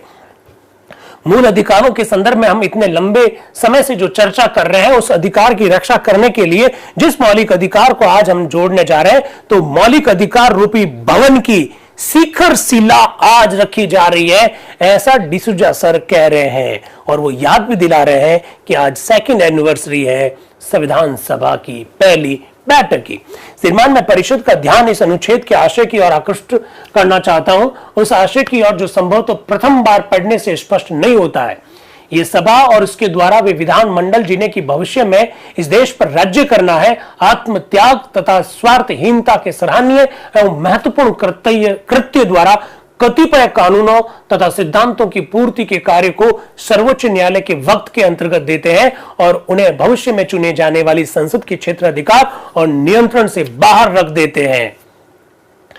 वे उन्हें इस संविधान की प्रावहित प्रणाली से नियुक्त न्यायाधीशों के क्षेत्राधिकार में रखकर इन अधिकारों को उन आक्रमणों और परिवर्तन से बचाना चाहते हैं जो राजनीतिक दलबंदी तथा परिवर्तन के कारण उत्पन्न होते हैं। श्रीमान, इसका यह कारण है कि हम सबका यह विश्वास है और यही मूल अधिकारों का आशय है कि मनुष्य के कुछ अधिकार ऐसे हैं जो अखंड है, जिनके विषय में मानव द्वारा निर्मित कोई विधान मंडल अंगुली नहीं उठा सकता है। इसी कारण इन मूल अधिकारों का इस प्रकार निर्माण हुआ। वो कह रहे हैं कि हमारा ध्यान नहीं जा रहा है उस बात की, और मैं आपका ध्यान आकर्षित करना चाहता हूं कि ये जो मूल अधिकार जो हम जोड़ रहे हैं संविधान में, ये मूल अधिकार किसी संसद के मोहताज नहीं होंगे। ये मूल अधिकार हम संविधान के द्वारा प्रदत्त करने जा रहे हैं और उसकी रक्षा का प्रावधान सुप्रीम कोर्ट को देने जा रहे हैं। ये बहुत महत्वपूर्ण बात है, ऐसा डिसूजा जी कह रहे हैं संविधान सभा के एक मेंबर के रूप में इसके ऊपर चर्चा करते हुए। आप ये देख सकते हैं डिसूजा जी के बाद में आते हैं एम अनंत श्यामनम आयंगर साहब। एम अनंत श्यामनम आयंगर साहब क्या कह रहे हैं, जरा देखिएगा। उपाध्यक्ष महोदय, मेरे मत अनुसार लोकतंत्र में सर्वोच्च न्यायालय नागरिकों के अधिकार का सर्वोच्च संरक्षक होता है। मैं तो और भी आगे बढ़कर यह कहने के लिए तैयार हूं कि वह लोकतंत्र की आत्मा होता है। जो कार्यवाहियां इस अधिकार के द्वारा रूढ़ हो रही है वह अपनी शक्तियों का दुरुपयोग कर सकती है, अतः ऐसा सर्वोच्च न्यायालय अवश्य होना चाहिए जो शक्तिशाली हो तथा दिन प्रतिदिन के उन आवेशों से प्रभावित ना हो जिनके कारण एक विशेष प्रकार के लोग अधिकार रूढ़ हो जाते हैं और फिर थोड़े ही समय के पश्चात अधिकारच्युत भी हो जाते हैं। संसद 3-4 वर्ष तो रहेगी, तो हो सकता है कि उस समय बहुत सी सरकारें बने और बिगड़े, और यदि व्यक्ति के मूल अधिकारों को उस समय की सरकार की कृपा पर छोड़ दिया तो वे मूल अधिकार नहीं कहला सकते। दोस्तों, आप हमेशा इस बात को ध्यान रखिएगा, मूल अधिकार कभी भी किसी सरकार की कृपा पर निर्भर नहीं रहते हैं। मूल अधिकार सरकारों के आने से उसके ऊपर कोई प्रभाव नहीं पड़ता है। इसी की ओर आयंगर साहब संकेत करना चाहते हैं। सरकारें आएगी जाएगी, अलग अलग विभिन्न विचारधाराओं की सरकार आएगी जाएगी, राजनीतिक दल सत्ता में आएंगे जाएंगे, लेकिन मूल अधिकार हमेशा मूल अधिकार रहेंगे, क्योंकि मूल अधिकार किसी संसद के मोहताज नहीं होते हैं। मूल अधिकार संविधान प्रदत्त अधिकार होते हैं। ऐसी बात वो कहना चार गजब की बात है। आप देख सकते हैं कितना जबरदस्त आयंगर साहब का नॉलेज है, उसी की ओर वो संकेत करना चाहते हैं। फिर खंड 4 पर कुछ लोगों ने कहा कि इसको हटा देना चाहिए, इसमें संशोधन कर देना चाहिए। क्या कह रहे हैं आयंगर साहब, जरा देखिएगा। खंड 4 के विषय में मेरे मित्र ने सुझाव रखा था कि यह खंड निकाल देना चाहिए। मैं उनके साथ सहमत नहीं हूं। यद्यपि मैं मानता हूं कि यहां भाषा कुछ व्यापक है और उसके दुरुपयोग की संभावना है। मुझे विश्वास है कि सरकार को इतना तो अधिकार देना ही चाहिए। यदि कोई आपातकाल घोषित की जाती है तो मुझे विश्वास है कि इस अनुच्छेद द्वारा प्रत्याभूत अधिकारों को केवल आपातकाल के समय ही निलंबित किया जाएगा और तत्पश्चात भी 6 मास के लिए ही नहीं। यद्यपि राष्ट्रपति को यह अधिकार है कि वैसी स्थिति के समाप्त होने के पश्चात भी 6 मास तक वह उसे जारी रख सकता है। राष्ट्रपति को यह भी अधिकार है कि यह खंड केवल आपातकाल के समय के लिए ही स्थगित किया जाए। ऐसा वो कह रहे। वो कह रहे चिंता मत करिए, आप चिंता करने की जरूरत नहीं है। आपातकाल में ही मौलिक अधिकार सस्पेंड किए जा सकते हैं, दूसरी परिस्थितियों में नहीं किए जा सकते, ऐसा वो कहना चाह रहे हैं। तो गजब की बातें चल रही है अनंत श्यामनम आयंगर साहब के द्वारा। फिर HV कामत साहब ने बीच में बोला आयंगर साहब को कि आप ये जो कह रहे हो ना कि आपातकाल में समाप्त किया जाएगा, वो किया जाएगा, तो एक बात तो जरा मुझे बताओ। क्या बात बताओ? एक औचित्य प्रश्न है श्रीमान। मैं अपने माननीय मित्र का ध्यान इस अनुच्छेद के खंड 4 तथा अनुच्छेद 280 की ओर आकृष्ट करूंगा और उनसे अनुरोध करूंगा कि वो दोनों को मिलाकर पढ़े, क्योंकि अनुच्छेद 280 में क्या लिखा है जरा देखिएगा। राष्ट्रपति आदेश द्वारा घोषणा कर सकेगा कि संविधान के अनुच्छेद 25 के द्वारा प्रत्याभूत अधिकार ऐसे आदेश में उल्लेखित ऐसी अवधि के लिए निलंबित रहेंगे जो उस उद्घोषणा के प्रवर्तन शून्य होने के पश्चात 6 मास की अवधि से परे विस्तृत ना हो सकेगी। आगे वो बोल रहे हैं, क्या अनुच्छेद 280 के साथ पढ़ने पर खंड 4 के अशुद्ध अर्थ निकालने की संभावना नहीं है क्या? एम अनंत श्यामनम आयंगर खंड 4 का समर्थन करते हैं। HV कामत साहब कह रहे करो समर्थन, लेकिन आप खंड 4 और अनुच्छेद 280 में जो लिखा हुआ, अनुच्छेद 280 आज के अनुच्छेद 358 359 की बात की जा रही है, अनुच्छेद 352 में जो राष्ट्रीय आपातकाल है उसके बारे में बात की जा रही है कि उनको एक बार मिला के तो देखो। तो डॉक्टर अंबेडकर कहें इसका जवाब मैं दूंगा। आयंगर साहब आप अपनी बात को कंटिन्यू रखिए, इन्होंने जो प्रश्न पूछा उसका जवाब मैं दूंगा, ऐसा डॉक्टर BR अंबेडकर साहब कह रहे हैं। फिर अनंत श्यामनम आयंगर अपनी बात को कंटिन्यू कर रहे हैं। वो कह रहे हैं अनुच्छेद 280 का आशय ये नहीं है कि राष्ट्रपति को उन अधिकारों को निलंबित करना ही होगा, वह इनको अथवा इन सब को निलंबित करने के लिए बाध्य नहीं है। राष्ट्रपति इस भाग में उल्लेखित सब अधिकारों को स्थगित करने के लिए बाध्य नहीं है, ऐसा अनंत श्यामनम आयंगर साहब अपनी बात को स्पष्ट करते हुए कहते हैं। फिर आ रहे हैं बी पोकर साहब। बी पोकर साहब जिनको हिंदुस्तानी या हिंदी भाषा समझ में नहीं आती है, खाली वो अंग्रेजी ही बात कर सकते हैं। उन्होंने इस बारे में कई बार पहले भी अपनी बात कही थी। बी पोकर साहब क्या कह रहे हैं? उपाध्यक्ष महोदय, मैं इस अनुच्छेद पर कुछ शब्द कहना चाहता हूं। जैसा कि अनंत श्यामनम आयंगर कह चुके हैं, मैं भी कहना चाहता हूं कि सारे संविधान में यह सर्वाधिक महत्वपूर्ण अनुच्छेद है और हमें इस बात का ध्यान रखना होगा कि इस अनुच्छेद द्वारा प्रदत्त अधिकार अन्य अनुच्छेदों से या इसी अनुच्छेद के किसी और खंड से नष्ट ना हो जाए अथवा किसी प्रकार से उनमें परिवर्तन ना हो जाए। थोड़ी सी आशंका सबको नजर आ रही है कि ये जो 32(4) जो लिखा है आपने, इसके द्वारा कहीं हमारे मौलिक अधिकार छीन ना लिए जाए। पोकर साहब भी इसी की ओर संकेत कर रहे हैं। अब आते हैं प्रोफेसर सिब्बल लाल सक्सेना जी। प्रोफेसर सिब्बल लाल सक्सेना जी संविधान सभा के बहुत एक्टिव मेंबर हैं, ऐसा आप जानते हैं। जरा देखिएगा वो क्या कह रहे हैं। उपाध्यक्ष महोदय, अब हम इस अध्याय के अंतिम भाग पर आ गए। इस अनुच्छेद 25 द्वारा देश के प्रत्येक नागरिक को यह अधिकार प्राप्त होता है कि इस अनुच्छेद से गारंटी सभी स्वतंत्रता को वो उपलब्ध करवाए। वह सर्वोच्च न्यायालय जा सकता है, वहां ये मांग कर सकता है कि इन कानूनों को कार्यान्वित किया जाए। श्रीमान, ये इस अध्याय का सर्वाधिक महत्वपूर्ण अनुच्छेद। देखिए, संविधान सभा के बहुत सारे मेंबर्स ने इस अनुच्छेद को संविधान का सर्वाधिक महत्वपूर्ण अनुच्छेद का अनुच्छेद 25, जो कि आज का अनुच्छेद 32 है, बहुत सारे मेंबर्स ऐसी अपनी बात को रख रहे हुए कह रहे। फिर 25(4) की जो भाषा है, जो खंड है, उसको निकालने के बारे में क्या क्या किसने कहा वो जरा सुनिए। श्रीमान, मेरे विचार में इस अनुच्छेद की वर्तमान भाषा अत्यंत उपयुक्त है और खंड 4 को निकाल देने की मांग हमारे राष्ट्रीय विकास की वर्तमान अवस्था में यह उपयुक्त नहीं है। प्रोफेसर सिब्बल लाल सक्सेना जी कह रहे हैं नहीं, इस खंड को मत निकालिए। वो कह रहे हैं कि यह खंड होना बहुत जरूरी है। देश में कभी इस प्रकार की परिस्थिति आ जाए तो लोगों के मौलिक अधिकार निलंबित किए जाने चाहिए। इसकी और वो इशारा कर रहे हैं कौन? सिब्बल लाल जी सक्सेना। और फिर कह रहे हैं इन शब्दों के साथ मैं इस अनुच्छेद का समर्थन करता हूं। फिर आ रहे हैं प्रोफेसर एनजी रंगा साहब। एनजी रंगा साहब क्या कह रहे हैं? उपाध्यक्ष महोदय, मैं उन मित्रों की युक्तियों को समझने में असमर्थ हूं जो खंड 4 को हटवाना चाहते हैं, जो आपातकाल में अनुच्छेद 280 के अधीन उन मूल अधिकारों को निलंबित करने की शक्ति गणराज्य के राष्ट्रपति को नहीं देना चाहते हैं। उनके तर्कों को मैं समझने में असमर्थ हूं, ऐसा प्रोफेसर एनजी रंगा साहब कह रहे हैं। प्रोफेसर केटी साहब, प्रोफेसर सिब्बल लाल सक्सेना जी और अब प्रोफेसर एनजी रंगा साहब। हमारी संविधान सभा में कितने प्रोफेसर हैं आप देख सकते हैं। अपने अपने विषय के विशेषज्ञ हैं। कुछ लोग रियासतों से आ रहे हैं, कुछ लोग जमींदारों का प्रतिनिधित्व कर रहे हैं, कुछ राजा महाराजाओं का प्रतिनिधित्व कर रहे हैं, कुछ लोग जर्नलिस्ट हैं, कुछ लोग वकील है बाय प्रोफेशन, कुछ लोग बिजनेसमैन है, कुछ लोग स्वतंत्रता सेनानी है।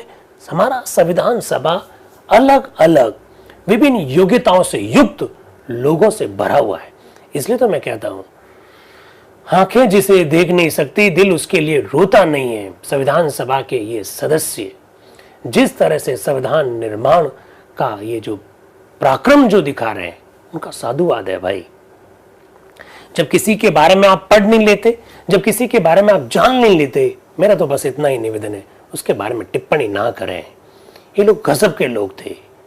क्या परिस्थितियां रही होगी जब उन्होंने अलग अलग बातों को संविधान में रखा, बस यही तो समझाने की कोशिश कर रहे हैं। तो प्रोफेसर एनजी रंगा साहब आ गए। वो भी कह रहे हैं कि मैं समझ नहीं पा रहा हूं कि जो लोग इस खंड को हटाना चाहते हैं वो क्यों हटाना चाहते हैं। इस बीच में मौलाना हसरत मोहानी जी बोल रहे हैं, अरे हड़ताल करने के अधिकार के बारे में भी तो कुछ बोल दीजिए। तो हड़ताल करने के अधिकार के बारे में प्रोफेसर एनजी रंगा साहब संविधान सभा में क्या कह रहे हैं जरा सुनिएगा। लेकिन एनजी रंगा साहब बोलते उससे पहले ही उपाध्यक्ष महोदय बोल रहे हैं, मौलाना साहब हस्तक्षेप ना करें बीच में, मौलाना साहब बीच में हस्तक्षेप ना करें। तो फिर एनजी रंगा साहब आगे बोल रहे हैं, हड़तालों के विषय में स्वयं महात्मा गांधी ने पहले ही इसका उत्तर दे दिया था। किसी के लिए भी हड़ताल करना संभव है अथवा लोगों के वर्गों द्वारा हड़ताल करना संभव है, पर शर्त यह है कि वे अहिंसात्मक रहे। जो ही वे अहिंसा की सीमा को पार करें और दूसरे के विरुद्ध जो कि हड़तालों के विषय में उनकी कार्य प्रणाली में विश्वास नहीं करते, हिंसा का प्रयोग करें, चाहे उन्हें आप हड़ताल कहें, चाहे आप काम बंद करना कहें, उन पर रोक लगा देनी पड़ेगी। और इन हड़तालों में भाग लेने वाले लोगों के साथ केवल वैसा ही व्यवहार करना होगा जैसा कि समाज अपने अभिरक्षण के लिए संभवतः कर सकता है। हड़तालों के बारे में कह दिया, हड़ताल अगर अहिंसक हो तो किसी को कोई दिक्कत नहीं होनी चाहिए, लेकिन जैसे ही अहिंसा की सीमा से पार कर दी जाती है हड़ताल, तो ऐसी स्थिति में उन लोगों के विरुद्ध उसी प्रकार से कार्रवाई की जाएगी जो लोगों के मौलिक अधिकारों के उल्लंघन पर की जाती है। ऐसा साफ साफ शब्दों में एनजी रंगा साहब कह देते हैं। तो आप ये सब बातें आपको मालूम होनी चाहिए।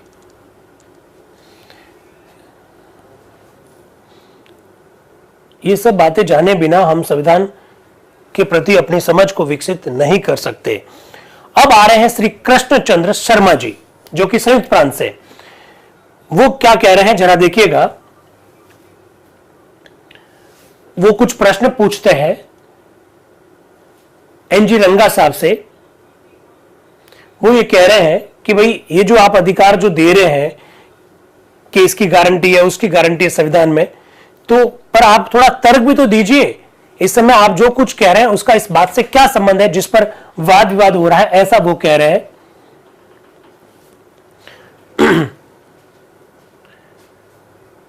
इस बीच में एचवी कामत साहब कह रहे हैं, पहले पूछा हड़ताल करने के अधिकार के बारे में क्या हसरत मोहानी जी ने, इस बार एचवी कामत साहब ने पूछ लिया सत्याग्रह का क्या सत्याग्रह भी किया जा सकेगा, ऐसा वो पूछते हैं।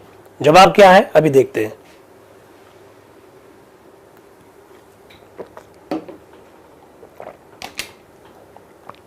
क्या है सत्याग्रह? एनजी रंगा साहब कह रहे हैं, श्रीमान मैं केवल इतना ही कह सकता हूं कि ये आपके सारे मूल अधिकारों का आधार है, किंतु सत्याग्रह को किसी संविधान में शामिल करने की आवश्यकता नहीं है। ये तो लोगों के त्याग करने की अथवा स्वयं भी बलिदान हो जाने की क्षमता में ही शामिल है। संसार में इन मूल अधिकारों की कल्पना इसी कारण उत्पन्न हुई कि संसार के इतिहास में ऐसे लोग थे जो कि स्वयं बलिदान होने के लिए तत्पर थे, जिससे कि ये मूल अधिकार स्थापित हो सके, जिससे कि समस्त सभ्य संसार में और सारे जनतंत्रात्मक जगत में इस कल्पना को मूल अधिकारों के रूप में स्वीकार कर लिया जाए। फिर कह रहे अंत में श्रीमान मैं एक चेतावनी भी देना चाहता हूं। लीजिए, प्रोफेसर रंगा साहब चेतावनी भी दे रहे हैं, देख लीजिए।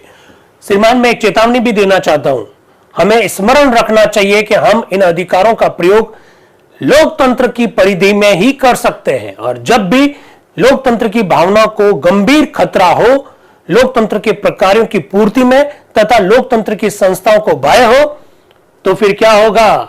ऐसी स्थिति में राष्ट्रपति का यह कर्तव्य होगा कि वह लोगों की रक्षार्थ इन मूल अधिकारों को ताक में रख दे। वाह, क्या गजब की बात कही है। लोकतंत्र की रक्षा के लिए इन मूल अधिकारों को लाया गया। जब लोकतंत्र को खतरा होगा, जब लोगों को खतरा होगा, जब देश की लोकतांत्रिक संस्थाओं को खतरा होगा, तो देश के राष्ट्रपति का यह कर्तव्य होगा कि वह लोकतंत्र की रक्षा के लिए इन मूल अधिकारों को ताक पर रख दे। ऐसा प्रोफेसर एनजी रंगा साहब कह रहे हैं। हाँ, हमारे मित्र जिनका यह दावा है कि वे किसी प्रकार के अल्पसंख्यक हैं, इससे घबरा रहे हैं, किंतु मैं उन्हें इस प्रकार की चेतावनी देना चाहता हूं। हो सकता है कि उनका धर्म सर्वाधिकारों की प्राप्ति की ओर उन्मुख हो सकता है कि उनका मत सर्वाधिकारों की प्राप्ति का हो, किंतु इस देश में सर्वाधिकार के लिए कोई स्थान नहीं है। और यदि कभी कोई वर्ग अथवा व्यक्ति इस देश में सर्वाधिकार की स्थापना करना चाहे, विशेषतः सर्वाधिकारी राज्य की स्थापना करना चाहे, तो सर्वोच्च न्यायालय तथा इस देश के गणराज्य के राष्ट्रपति का यह पवित्र कर्तव्य होगा कि वह यह देखे कि हर स्थिति में संविधान बना रहता है तथा उन लोगों और वर्गों को इन मूलाधिकारों का प्रयोग नहीं करने दिया जाए जो समाज के लिए हानिकारक हो।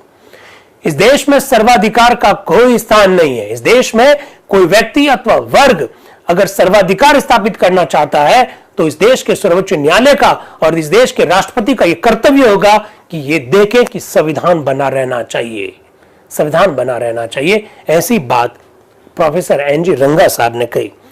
प्रोफेसर साहब बोलते कम है, लेकिन जब भी बोलते हैं बड़ा बेबाक ढंग से बोलते हैं।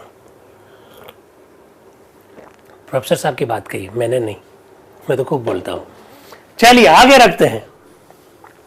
उपाध्यक्ष महोदय नाम पुकार रहे हैं रोहिणी कुमार चौधरी जी का, और नाम पुकारते कह रहे हैं कि थोड़ा संक्षिप्त में ही बोले हैं। मेरी बहन ये कह रही है सर बुक में प्रधान लिखा है और आप राष्ट्रपति बोल रहे हैं, तो मेरी बहन को यह याद होना चाहिए बुक में तो विधान परिषद लिखा हुआ है और मैं संविधान सभा बोलता हूं। मेरी बहन ने यह तो प्रश्न नहीं पूछा। अरे भाई, मैं वो जो कठिन जो शब्द लिखे हैं उनका अगर प्रयोग आपके सामने रखूंगा, अगर मैं उनके सामने आपके सामने उन शब्दों का प्रयोग करूंगा तो आपको कभी समझ में नहीं आएगा। विधान परिषद को संविधान सभा कहा जाता है और हेडिंग क्या लिखा, विधान परिषद के वाद विवाद की सरकारी रिपोर्ट। आप कहेंगे ये विधान परिषद कहां से आ गई, यहां हमारे राजस्थान में तो है भी नहीं। तो मैं पहले यही तो कोशिश करता हूं, पहले खुद पढ़ता हूं, फिर उनके जो टेक्निकल जो टर्म्स हैं उनको निकालता हूं, फिर देखता हूं कि संविधान सभा ने जिन शब्दों का प्रयोग किया वो शब्द अगर आपके सामने रखूंगा तो आपको क्या समझ में आएगा क्या। अगर मैं प्रधान बोलूंगा तो आप कहेंगे ये प्रधान है राजस्थान, क्या कहते हैं ये राजस्थान है प्रधान, वो वाली बात हो जाएगी, तो आप कंफ्यूज हो जाएंगे। इसलिए आप कंफ्यूज ना हो, इसलिए मैं प्रधान की जगह क्या कह रहा हूं, राष्ट्रपति शब्द का प्रयोग कर रहा हूं। कैमरामैन जरा उनको फोकस करो, ऐसा भी तो डायलॉग आता है आजकल। भाई हमारी बहन को बड़ा कंफ्यूजन हो रहा है, बहुत प्रयास करना पड़ता है भाई इनके लिए सारे।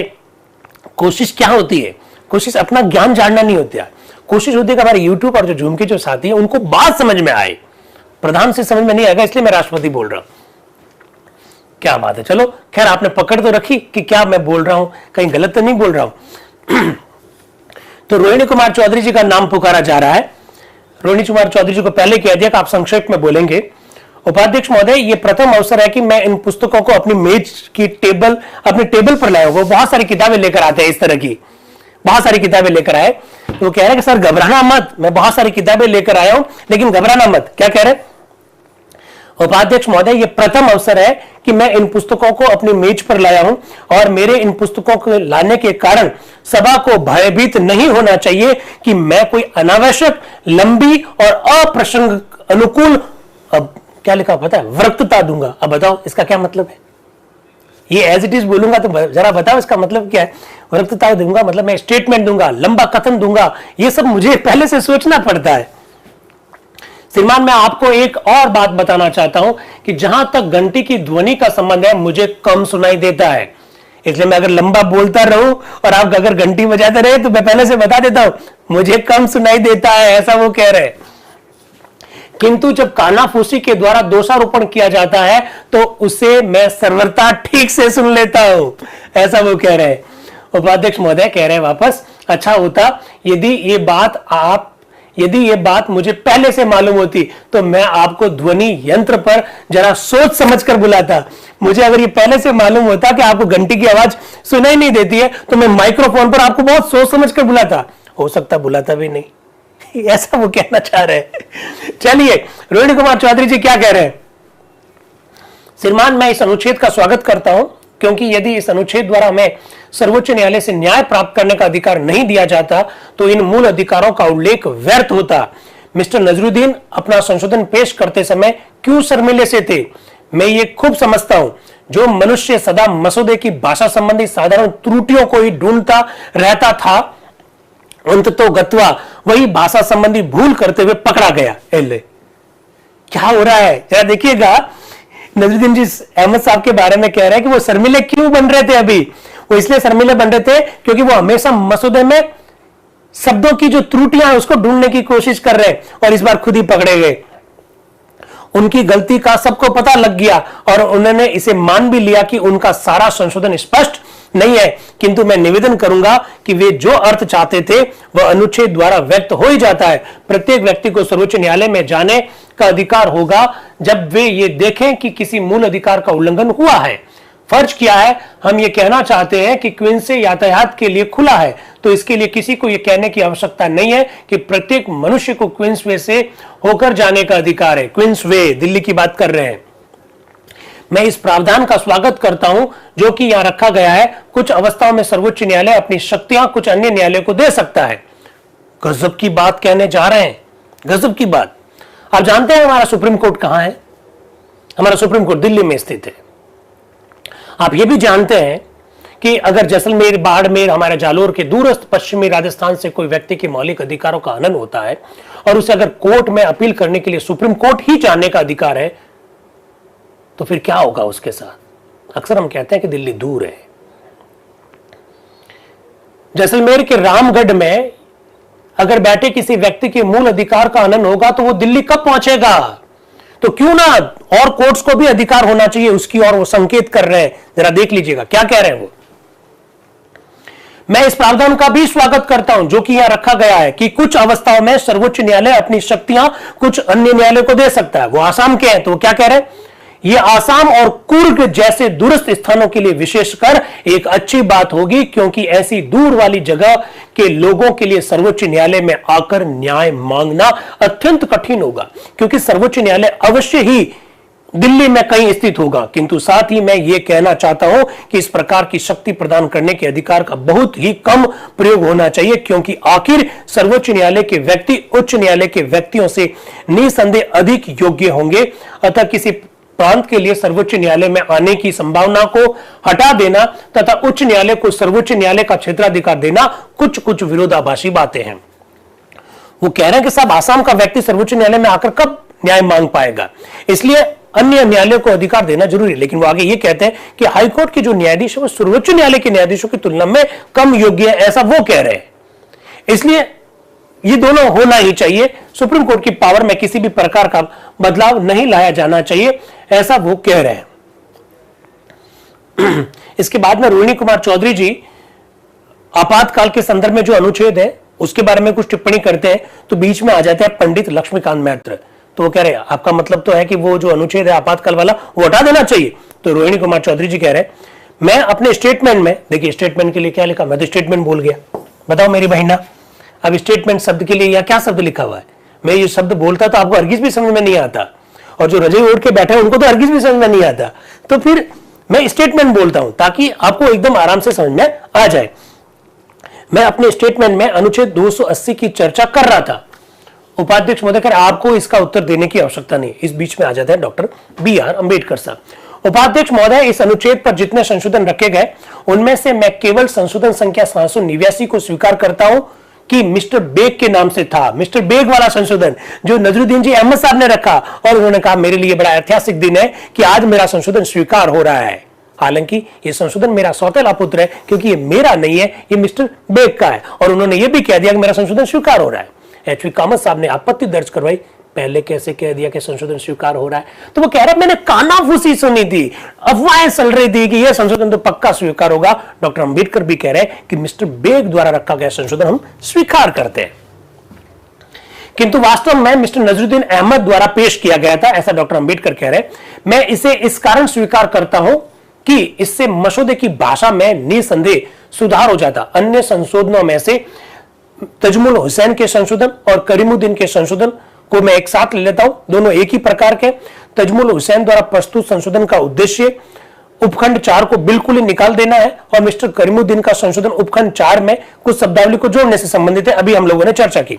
अब श्रीमान ये जो तर्क दिया गया कि खंड 4 को हटा दीजिए, मैं इसके विषय में मुझे भय है कि मैं बिना किसी को बुरा लगे ऐसा कह सकूं तो ये बहुत बड़ी मांग है, ये बहुत बड़ी आज्ञा है।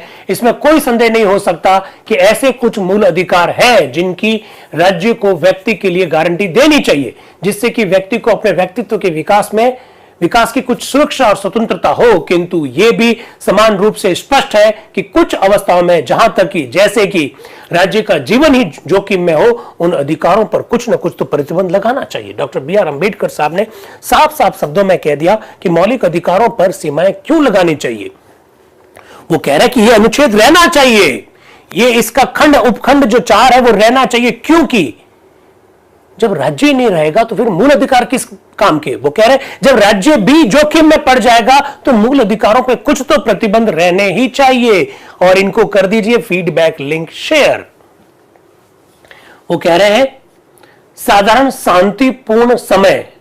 अब मेरी बहन ये देखो, ये क्या लिखा हुआ है, ये क्या लिखा हुआ है बताओ, ये शब्द क्या लिखा हुआ है? पढ़िए, थोड़ा जूम करके पढ़िए, पढ़िए पढ़िए पढ़िए, हाँ पढ़िए, पढ़ो पढ़ो पढ़ो, पढ़ भी लो, उसका अर्थ भी बता दो। पढ़ भी लो और इसका अर्थ भी बता दो। मैं पढ़ने का प्रयास करता हूं।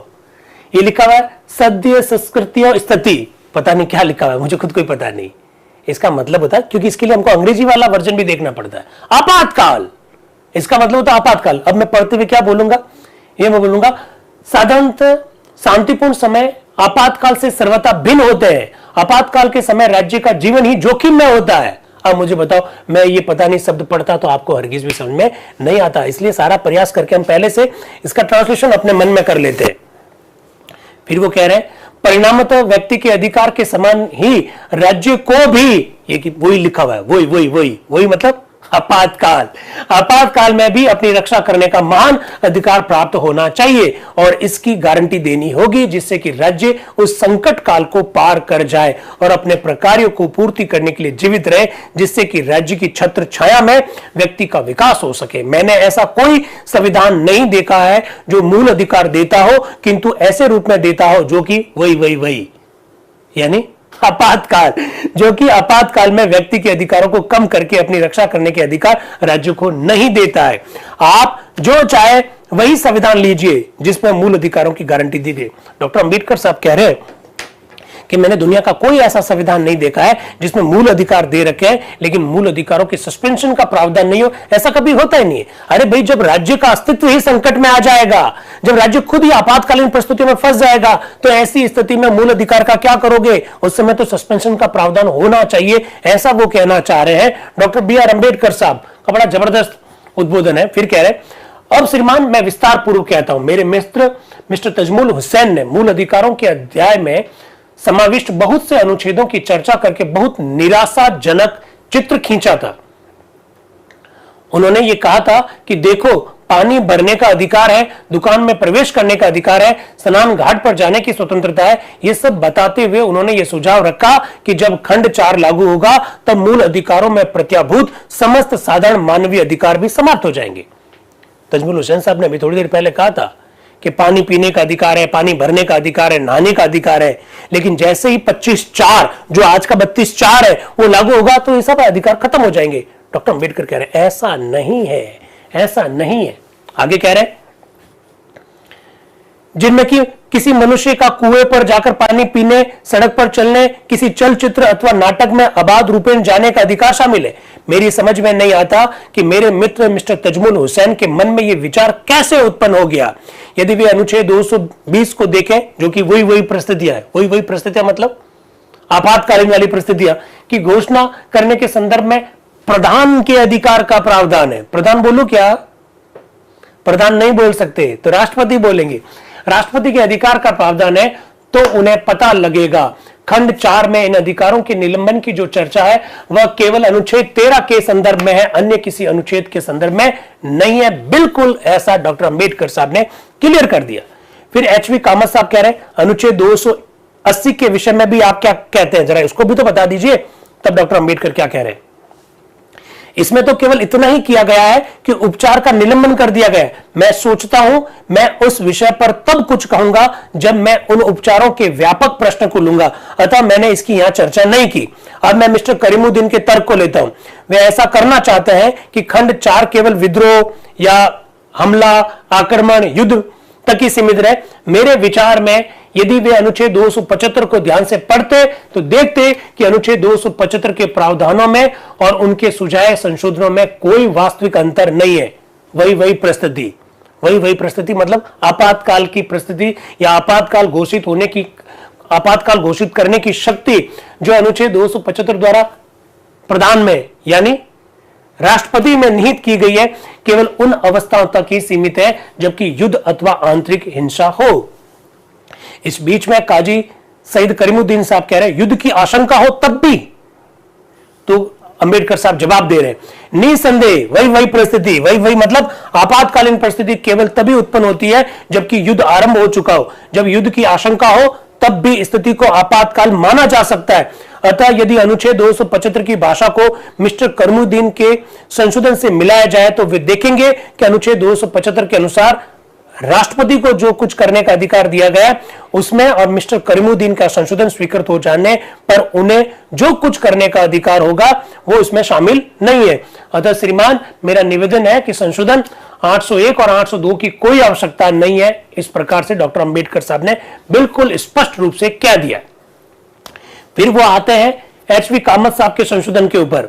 वो कह रहे हैं जिस रूप में वह सूची 3 की संख्या 34 के साथ पढ़ा जाएगा मैं लेता हूं और संख्या 43 द्वारा संशोधित रूप में संशोधन संख्या 783 को ले लेता हूं जो मेरे मित्र श्री सरवटे ने पेश किया। यदि मैं ठीक समझता हूं तो मेरे मित्र श्री कामत ने यह सुझाव रखा था कि इस समय इस अनुच्छेद के विभिन्न लेखों का जो विशेष उल्लेख है वह नहीं होना चाहिए, सर्वोच्च न्यायालय पर छोड़ देना चाहिए। डॉक्टर अंबेडकर ने उसको भी खारिज कर दिया। तो डॉक्टर बी आर अंबेडकर ने कौन सा संशोधन स्वीकार किया, कौन सा संशोधन स्वीकार नहीं किया, उस पर उनका उद्बोधन को आप देख सकते हैं। बिल्कुल उनका बड़ा जबरदस्त उद्बोधन है। अब वो आते हैं अनुच्छेद 25 के महत्व पर। अनुच्छेद 25 यानी आज का भारतीय संविधान का अनुच्छेद 32 यानी संवैधानिक उपचारों का अधिकार। क्या कह रहे हैं डॉक्टर अंबेडकर, जरा देखिएगा। श्रीमान, मुझे हर्ष है कि इस अनुच्छेद पर जितने लोग बोले उनमें से अधिकांश ने इस अनुच्छेद के महत्व तथा मूल्यों को समझा है। यदि मुझे एक ऐसे अनुच्छेद का नाम लेने के लिए कहा जाए जो कि सर्वाधिक महत्वपूर्ण है, जिसके बिना समस्त संविधान, अब लिखा हुआ विधान, विधान बोलू क्या, जिसके बिना समस्त संविधान प्रभावहीन है, तो मैं इस अनुच्छेद के अतिरिक्त और किसी का नाम नहीं ले सकता। यह संविधान की आत्मा है, हृदय है, और मुझे प्रसन्नता है कि सभा ने इसकी महत्ता को समझा है।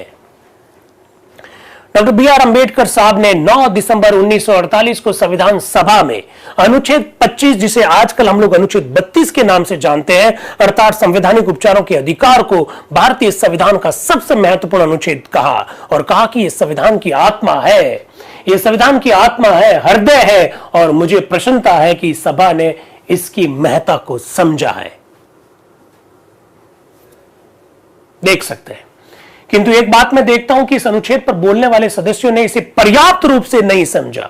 मैं अपना स्थान लेने से पहले इसी की चर्चा करूंगा। इस अनुच्छेद में जिन रिट्स का उल्लेख है वे एक प्रकार से नई नहीं है। वो कहते हैं कि सीआरपीसी, सीपीसी इत्यादि में भी इन सारी बातों के संदर्भ में कहीं ना कहीं उल्लेख मिलता है। फिर वो कहते हैं, मेरे विचार से ये एक अत्यंत महान अभिरक्षण है जो व्यक्ति की सुरक्षा और रक्षा के लिए रखा जा सकता है। अतः हमें इस संदर्भ में अधिक आशंका व्यक्त नहीं करनी चाहिए, ऐसा डॉक्टर बी आर अंबेडकर साहब कह रहे हैं। फिर वो कह रहे हैं, वास्तव में उपचार से ही अधिकार का अस्तित्व होता है। यदि कोई उपचार ना हो तो अधिकार का भी अस्तित्व नहीं होता है। और इसलिए मैं संविधान में ऐसी अनेक सुंदर घोषणाओं को भरना नहीं चाहता था जो कि व्यापक और सुंदर हो, पर जिनके लिए संविधान में कोई उपचार नहीं हो। उन्होंने कहा, मैं बहुत सारी घोषणाएं कर सकता था, बहुत सारी सुंदर सुंदर बातें यहां पर कर सकता था, लेकिन जिसका कोई मतलब नहीं है, जिसकी कोई रेमेडीज नहीं है, उसका संविधान में उल्लेख करने से कोई मतलब नहीं है, ऐसा वो कहना चाहते हैं। इस बीच में एच.वी. कामत साहब एक प्रश्न पूछते हैं। मैं एक बात स्पष्ट करवाना चाहता हूं। किससे? डॉक्टर बी आर अंबेडकर साहब से, क्योंकि वह न्याय मूल अधिकारों और सर्वोच्च न्यायालय द्वारा इनकी गारंटी देने के विषय में वाद विवाद कर रहे हैं और अनुच्छेद 280 की चर्चा भी आ गई है। अतः क्या ऐसा कहना ठीक नहीं होगा कि इस अनुच्छेद में गारंटीड अधिकारों को पूर्णतः अथवा अंशतः निलंबित नहीं किया जाएगा, अथवा कुछ ऐसे शब्द रखे जा सकते हैं जो कानूनी विशेषज्ञ पसंद करें? डॉक्टर अंबेडकर ने जवाब दिया, निलंबित नहीं किए जाएंगे, इसमें दोनों आ गए हैं, इसका विशेष उल्लेख करना अनावश्यक है, ऐसा वो कह रहे हैं। फिर इसके बाद में उपाध्यक्ष महोदय एक एक करके सबके ऊपर वोटिंग लेते हैं, कौन सा संशोधन स्वीकार किया जाएगा, कौन सा अस्वीकार किया जाएगा। आपको बता रहे हैं,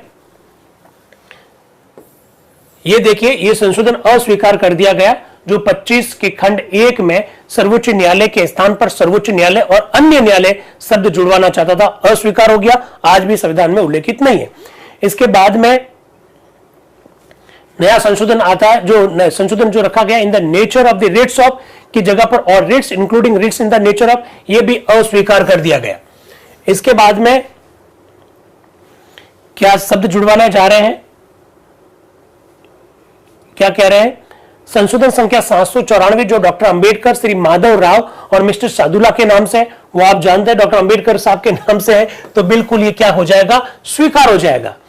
इसके बाद संशोधन संख्या 43 जो कि सरवटे के नाम से है, तो सरवटे जी कह रहे हैं, अरे नहीं, मैं तो मेरा संशोधन पे वोटिंग मत कराओ, मैं तो वापस ले रहा हूं। तो संविधान सभा की अनुमति से संशोधन क्या कर लिया गया, वापस ले लिया गया। इसके बाद में आया संशोधन संख्या 44 जो कह रहा था, क्या कह रहा था कि भाई सर्वोच्च न्यायालय द्वारा प्रदत्त शक्तियों पर बिना किसी विपरीत प्रभाव डाले यह शब्द निकाल दिया जाए। संविधान सभा ने इसको भी क्या कर दिया, अस्वीकार कर दिया। फिर एक संशोधन था, अनुच्छेद 25 का खंड 4 हटा दिया जाए, जो तजमुल हुसैन साहब का था। संशोधन क्या होगा, इस संशोधन का क्या होगा जरा बताओ भाई, बताओ भाई, इस संशोधन का क्या होगा? यूट्यूब वालों बता दीजिए। अनुच्छेद 25 का खंड 4 हटा दिया जाए, इस संशोधन का क्या होगा? अरे नहीं हटाया जाएगा, संशोधन अस्वीकार हो जाएगा भाई। नहीं, वापस नहीं लिया गया कीटू जी, वापस नहीं लिया गया। यह संशोधन संविधान सभा अस्वीकार कर देगी। ये देख लीजिए, संशोधन अस्वीकृत हो गया। आज अनुच्छेद 32(4) में यह बात लिखी हुई है। आज जो अनुच्छेद 32(4) में लिखी हुई वो बात 25(4) में थी, और तजमुल हुसैन साहब उसे हटाना चाहते थे, संविधान सभा ने इसको स्वीकार नहीं किया।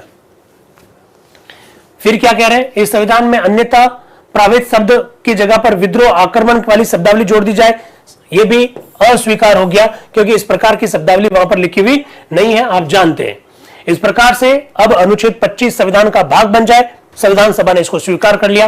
तो देश की जनता को आज बड़ी खुशी की बात देखने को मिलेगी कि आज अनुच्छेद 32 जो भारत के संविधान में दिखाई देता है, जो सुप्रीम कोर्ट को इस बात की पावर देता है कि हमारे मौलिक अधिकारों की रक्षा करने के लिए वो 5 याचिकाएं जारी कर सकता है, आज जो अनुच्छेद 32 है वो अनुच्छेद मसौदा संविधान में अनुच्छेद 25 के रूप में था, और वह अनुच्छेद आज ही स्वीकार हुआ। 9 दिसंबर 1948 को अनुच्छेद 25 जो स्वीकार हुआ, वही अनुच्छेद आज हमें 32 के रूप में दिखाई देता है। और इसी अनुच्छेद को डॉक्टर बी.आर. अंबेडकर साहब ने भारतीय संविधान की आत्मा, भारतीय संविधान का हृदय का। तो 9 दिसंबर में जो कुछ हुआ उसके लिए हम सबको बधाइयां, हम सबको बधाइयां। अब आते हैं अनुच्छेद 25A पर, लेकिन कोई संशोधन पेश ही नहीं किया गया, तो 25A पर किसी भी प्रकार की कोई चर्चा नहीं। अब आते हैं अनुच्छेद 26 पर। इसके बाद हम अनुच्छेद 26 पर आते हैं, ऐसा वो कहते हैं, और कहते हैं कि भाई अनुच्छेद 26 को संविधान सभा स्वीकार कर ले तो संविधान का भाग बना लिया जाए। तो फिर उसके ऊपर संशोधन आएंगे। संशोधन संख्या 809 नकारात्मक आशय का है, इसलिए मैं इसको पेश करने की परमिशन नहीं देता हूं। 810 पेश ही नहीं किया गया। 811 और 812 एक से ही है, इसलिए मैं 811 को रखने की परमिशन देता हूं। Doctor B R. अंबेडकर के द्वारा रखा जा रहा है। वो कह रहे हैं, श्रीमान मैं प्रस्ताव कर रहा हूं। क्या प्रस्ताव कर रहा हूं? अनुच्छेद 26 में प्रत्याभूत इन शब्दों के स्थान पर द्वारा प्रदत्त ये शब्द रख दिए जाए। Doctor B R. अंबेडकर साहब खुद संशोधन रख रहे हैं, जैसा कि आप देख पा रहे हैं। तो प्रत्याभूत शब्द को हटाकर उसकी जगह पर द्वारा प्रदत्त शब्द लिख दिया जाए, और तुरंत संविधान सभा ने बिना किसी बहस के, बिना किसी संशोधन के तुरंत स्वीकार कर लिया। Doctor B R. अंबेडकर साहब के द्वारा संशोधन जो रखा गया, तुरंत स्वीकार, हाथों हाथ स्वीकार, नो चर्चा। इसके बाद उपाध्यक्ष महोदय ने कहा, अब अनुच्छेद 26 को संविधान सभा स्वीकार कर लेती है तो इसे संविधान का अंग बना लिया जाए। तो अब अनुच्छेद 26 संविधान का अंग बन गया। आज जो आप अनुच्छेद 33 जो देख रहे हैं, वो 26 के रूप में हमारे संविधान का अंग बन गया, बिना किसी डिस्कशन के। फिर आया अनुच्छेद 27, संशोधन संख्या 814, 815 और 816 पेश ही नहीं किए गए। फिर उपाध्यक्ष कह रहे हैं 817 और 818 पर एक साथ विचार होगा। 817 अब पेश किया जाए, जो डॉक्टर बी.आर. अंबेडकर के नाम से है। Doctor B R. अंबेडकर क्या कह रहे हैं? वो कह रहे हैं कि 27 के खंड क के स्थान पर निम्न खंड रखा जाए। क्या रखा जाए?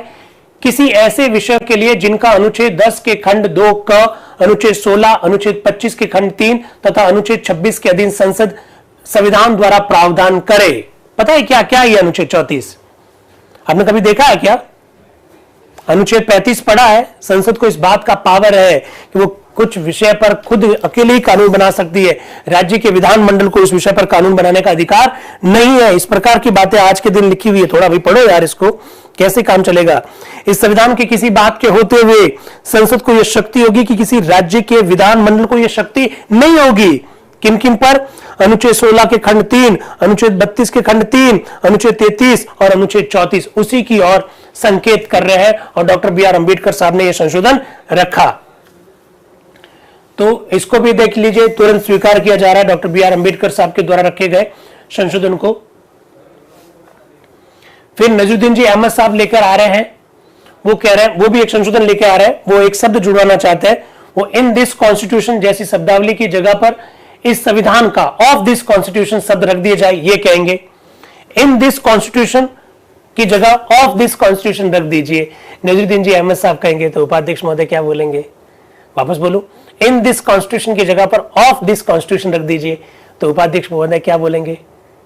क्या बोलेंगे जल्दी बताओ जूम वालों?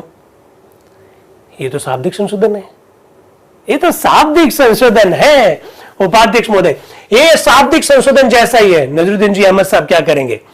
हाँ श्रीमान, क्योंकि मेरा नाम पुकारा गया था अतः मुझे सभापति की आज्ञा का पालन करना था।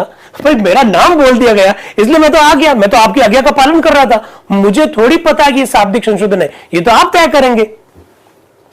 हाँ श्रीमान, क्योंकि मेरा नाम पुकारा गया था अतः मुझे सभापति की आज्ञा का पालन करना था और इसी कारण मैं इसे पेश करने के लिए माइक्रोफोन पे आ गया।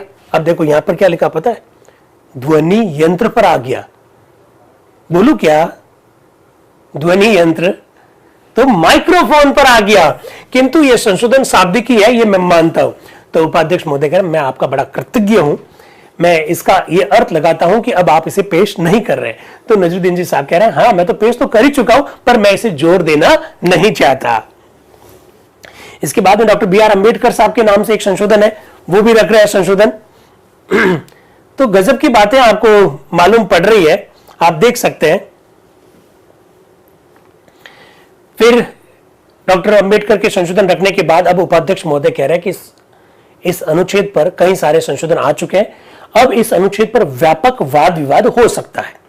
इसी बीच में श्री कामत साहब बोलने के लिए खड़े हुए। तो उपाध्यक्ष महोदय कह रहे हैं मुझे आशा है कि आज की बैठक समाप्त होने के पहले आप मुझे काम पूरा निपटा लेने देंगे, इस हालत में मैं सभा को 1 बजे से स्थगित कर सकूंगा।